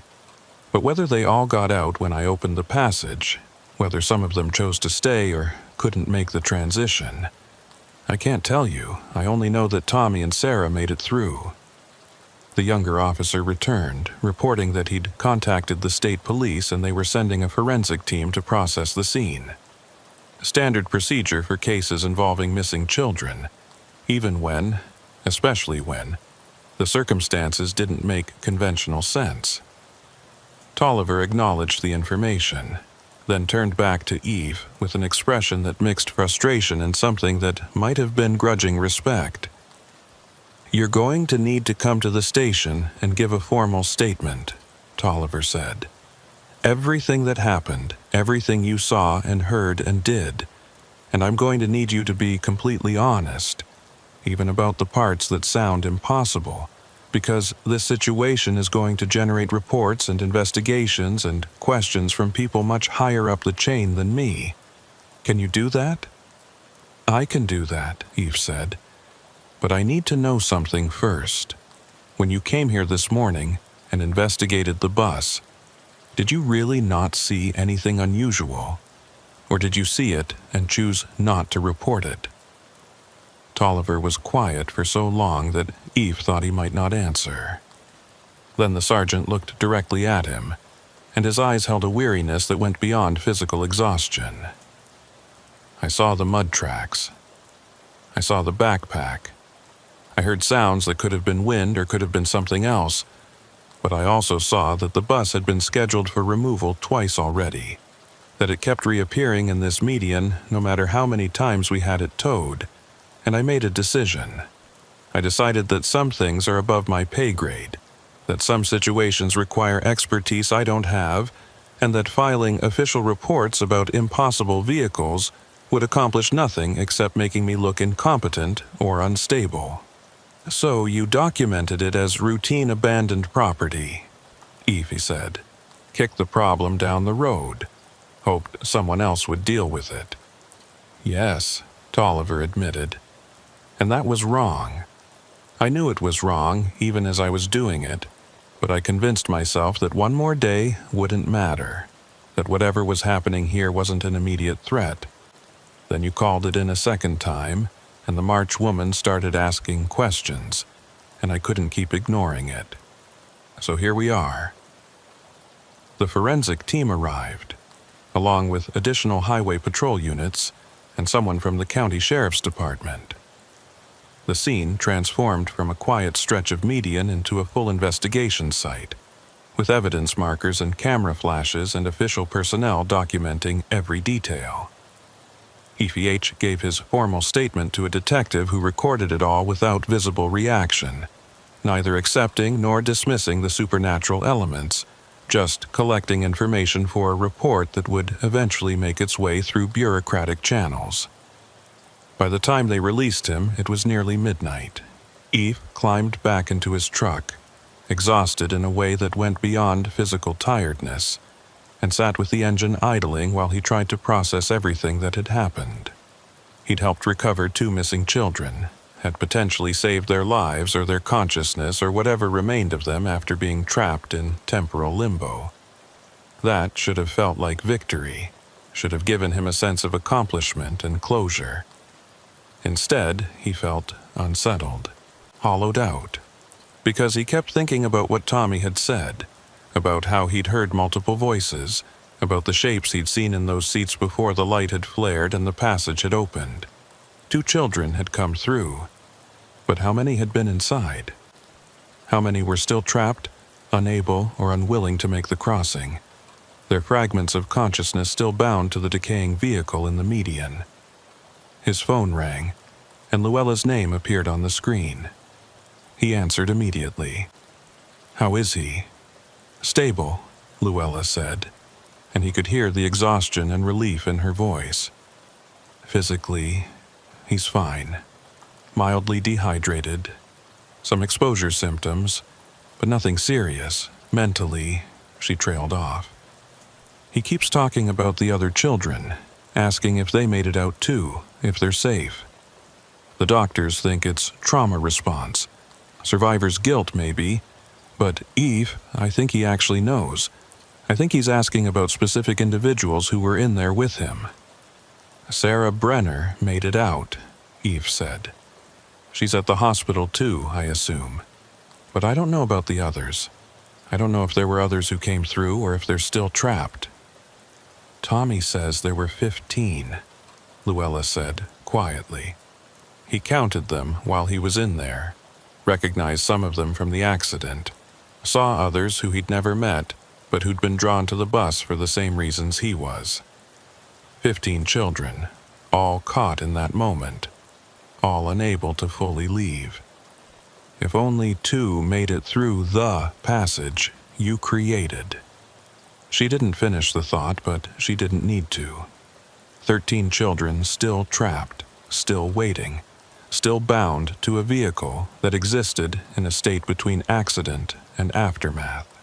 13 fragments of consciousness that might fade over time or might remain indefinitely, calling out to anyone who could hear them, trying to find their way back to the world they'd been separated from.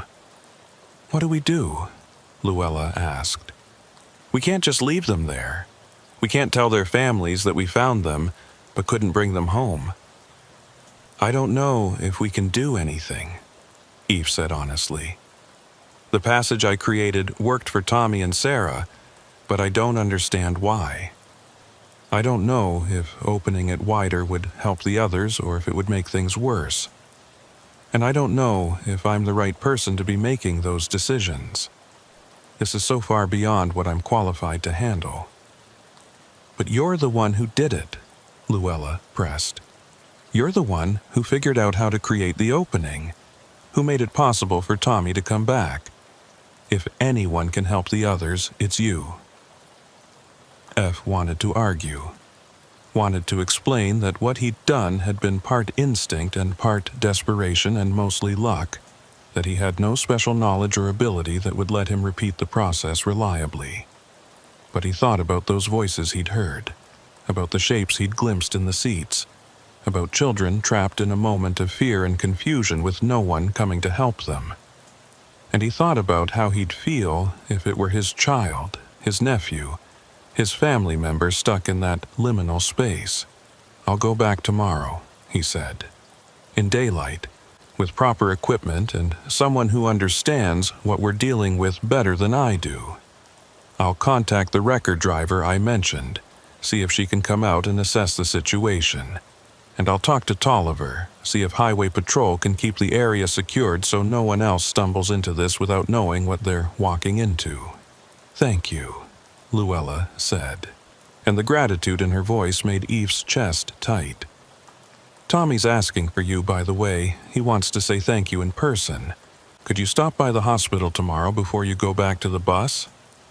"I'll be there," Eve promised. He ended the call and sat in his truck for another few minutes, watching through his windshield as the forensic team continued their work around the bus. They were documenting it as a crime scene, collecting evidence that would be analyzed and cataloged and filed into reports that tried to make sense of something that defied conventional understanding. He wondered what they would conclude, what explanation would eventually emerge from the investigation. Prolonged exposure leading to confusion and false memories. Mass hallucination triggered by environmental factors? Something else entirely that bent the rules of reality in ways the authorities would never officially acknowledge? Boyd called as he was preparing to leave the scene, her voice tight with concern. I've been following the updates. 2 missing children recovered, both in stable condition, no indication of foul play, but circumstances remain unclear. Iffy. What actually happened out there? I'm not sure I could explain it in a way that would make sense, Iffy said. But I can tell you that school bus is more than just an abandoned vehicle. It's somehow holding on to pieces of the accident that happened last year, keeping them preserved in a way that affects anyone who was traumatized by the event. Tommy and Sarah got pulled back because they'd left something behind, and that something wouldn't let them go. And you got them out, Boyd said. You found a way to release them. I found a way to release 2 of them, Eve corrected. But there might be more. There are probably more based on what Tommy is telling his aunt, and I don't know how to help them. Don't know if what worked once will work again. Boyd was quiet for a moment. The company is going to want to know why you were at that location after your delivery was completed. Why you weren't heading back or picking up your next load. I'll do what I can to frame it as a Good Samaritan situation. A driver stopping to help with a missing persons case, but you need to prepare for questions. I understand, Eve said. And Boyd, thank you for giving Luella my number, for not dismissing this as crazy when I first called it in. I know none of this makes sense. It makes perfect sense if you accept that the world is stranger than we usually admit, Boyd replied.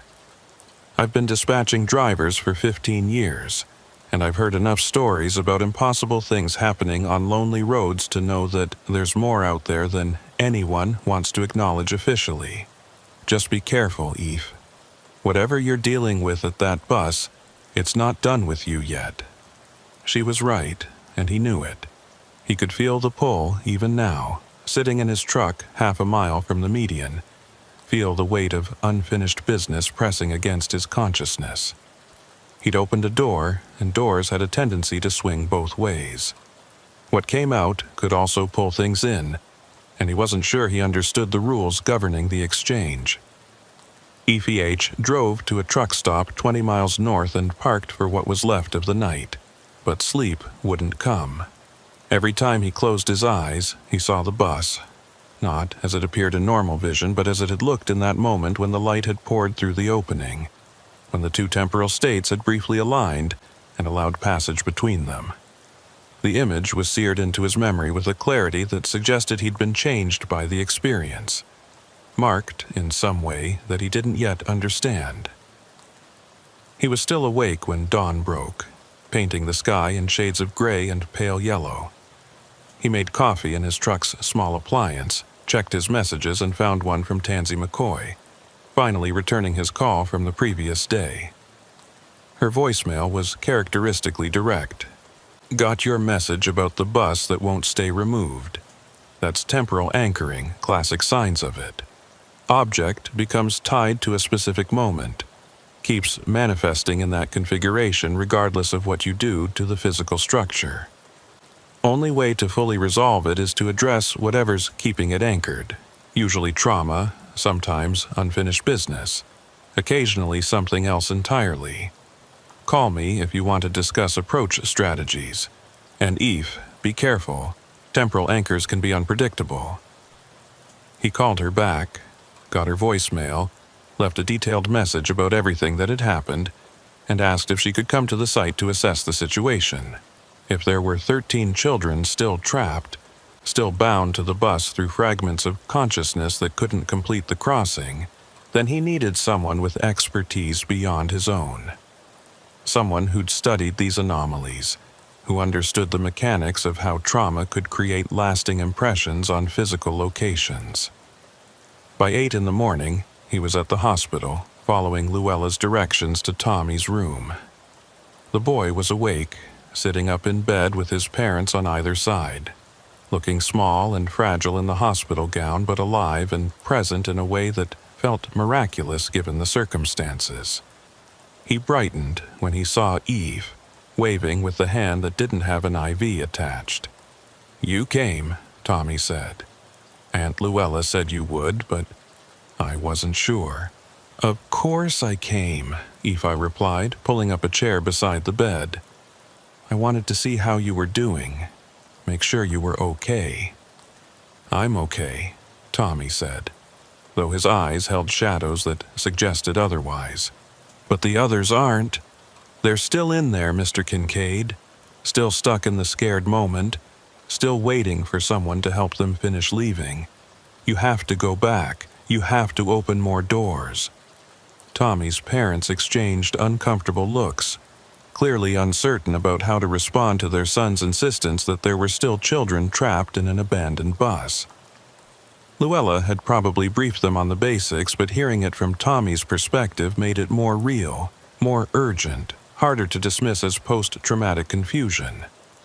"I'm going back today," Eve assured him. "I'm bringing someone who knows more about this kind of situation than I do, someone who might be able to help the others the same way we helped you and Sarah. But Tommy, I need you to tell me something. When you were in there, when you were stuck in that moment, did anyone try to keep you from leaving? Did anything feel like it was holding you back deliberately?" Tommy thought about this carefully, his young face serious. "It wasn't like something was grabbing me," he said slowly. "It was more like I was connected to everyone else who was stuck there, and we were all connected to the moment of being scared. Like a web, kind of, and leaving meant breaking those connections, which felt wrong because it meant leaving the others behind. That's why I almost didn't come through when you opened the door. It felt like I was abandoning them." "But you came anyway," Eva said. "Why?" "Because Aunt Luella was calling me," Tommy replied. "Because I could hear her voice telling me it was okay to leave, that she'd come back for the others, that I didn't have to stay to prove I cared about them. And Sarah heard someone calling her too. I think it was her grandmother, I'm not sure. But we both heard people we loved telling us to come home, and that was enough to break the connections long enough to get through." It was valuable information, suggesting that emotional bonds could override the trauma anchoring. If they could get family members for each of the trapped children, bring them to the bus to call their loved ones home, maybe they could facilitate more crossings. But tracking down 13 families, convincing them to participate in what would sound like an impossible ritual, coordinating them all to be present at the same time, the logistics were daunting. "I'll figure something out," Ephi promised Tommy. "I won't leave them there. I'll find a way to help them." He left the hospital carrying the weight of that promise, knowing he had no clear idea how to fulfill it but unable to walk away. The bus was still there, still holding pieces of 17 children who'd survived an accident physically but hadn't survived it completely. 2 had made it home. 15 remained, and somehow, impossibly, F had become responsible for bringing them back. He drove to mile marker 18 with the morning sun barely clearing the horizon and found that the forensic team had finished their work overnight. The bus sat in the median exactly as it had before, though now it was surrounded by evidence markers and yellow tape marking it as part of an active investigation. A single highway patrol cruiser remained on scene, and Sergeant Tolliver climbed out when he saw Eve's truck approaching. "Thought you might come back," Tolliver said. "The forensic team found some interesting things, chemical traces in the interior that don't match any known compounds, temperature anomalies that their equipment couldn't fully explain, recording devices picking up sounds that weren't audible to human ears at the time but showed up on playback. They're classifying it as an unexplained phenomenon pending further investigation." "Which means they're going to study it," Eve said. "Bring in specialists, run more tests, try to understand it scientifically." "Which means they're going to take time we might not have," Tolliver corrected. "If there are children still trapped in there, if their consciousness, or whatever you want to call it, is gradually fading or degrading, then waiting for official channels could mean losing them permanently. Ev looked at the sergeant with new understanding. You want to help, you want to go off the books and do this unofficially. I want to do right by those kids, Tolliver said. I failed them when I didn't investigate properly the first time, when I let this bus sit here for months because dealing with it officially was too complicated. I'm not failing them again. So, if you've got a plan, if you know someone who can help, I'll do whatever I can to facilitate it. I'll keep the scene secured. I'll delay the specialists. I'll run interference with the bureaucracy. Just tell me what you need. What Eve needed was Tansy McCoy, with her expertise and her folders full of documentation about similar incidents. What he needed was the families of 15 missing or altered children, willing to stand in the rain and call their loved ones home. What he needed was understanding that he didn't have, solutions to problems that defied normal approaches. But what he had was a crowbar, a commitment to help, and the growing certainty that the bus wouldn't release its hold until someone forced it to. Until someone created enough openings, enough passages, enough connections between the trapped moment and the present that the children could finally finish leaving. Give me 24 hours, Eve said. I'll contact everyone I can think of who might be able to help. And then tomorrow night we're going to come back here with whatever resources we can gather, and we're going to open every door we can find until everyone who wants to leave has the chance to do so. Tolliver nodded. I'll be here, and I'll make sure no one interferes. Eve spent the rest of that day making calls, sending messages, reaching out to every contact who might have relevant expertise or resources. Tansy agreed to drive through the night to reach them, bringing equipment and knowledge she'd accumulated over years of studying highway anomalies. Boyd coordinated with dispatch to free up Eve's schedule, giving him the time he needed without asking too many questions she wouldn't want answered officially. And Luella began the heartbreaking task of contacting families, not to tell them their children were trapped in a school bus in a way that defied explanation, but to ask them to come to mile marker 18 the following evening for a memorial ceremony, a chance to say goodbye and find closure.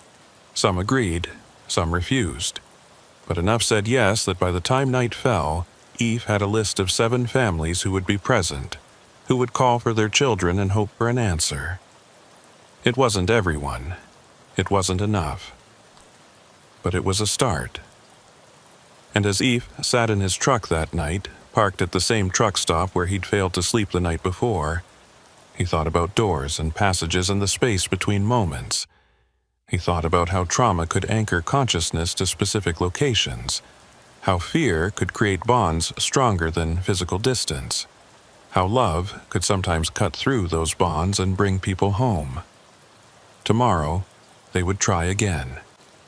Tomorrow they would open more doors, create more passages, call louder into the space where past and present intersected. And maybe, probably, some of those trapped children would cross over, would finish leaving, would find their way back to the families who'd never stopped looking for them.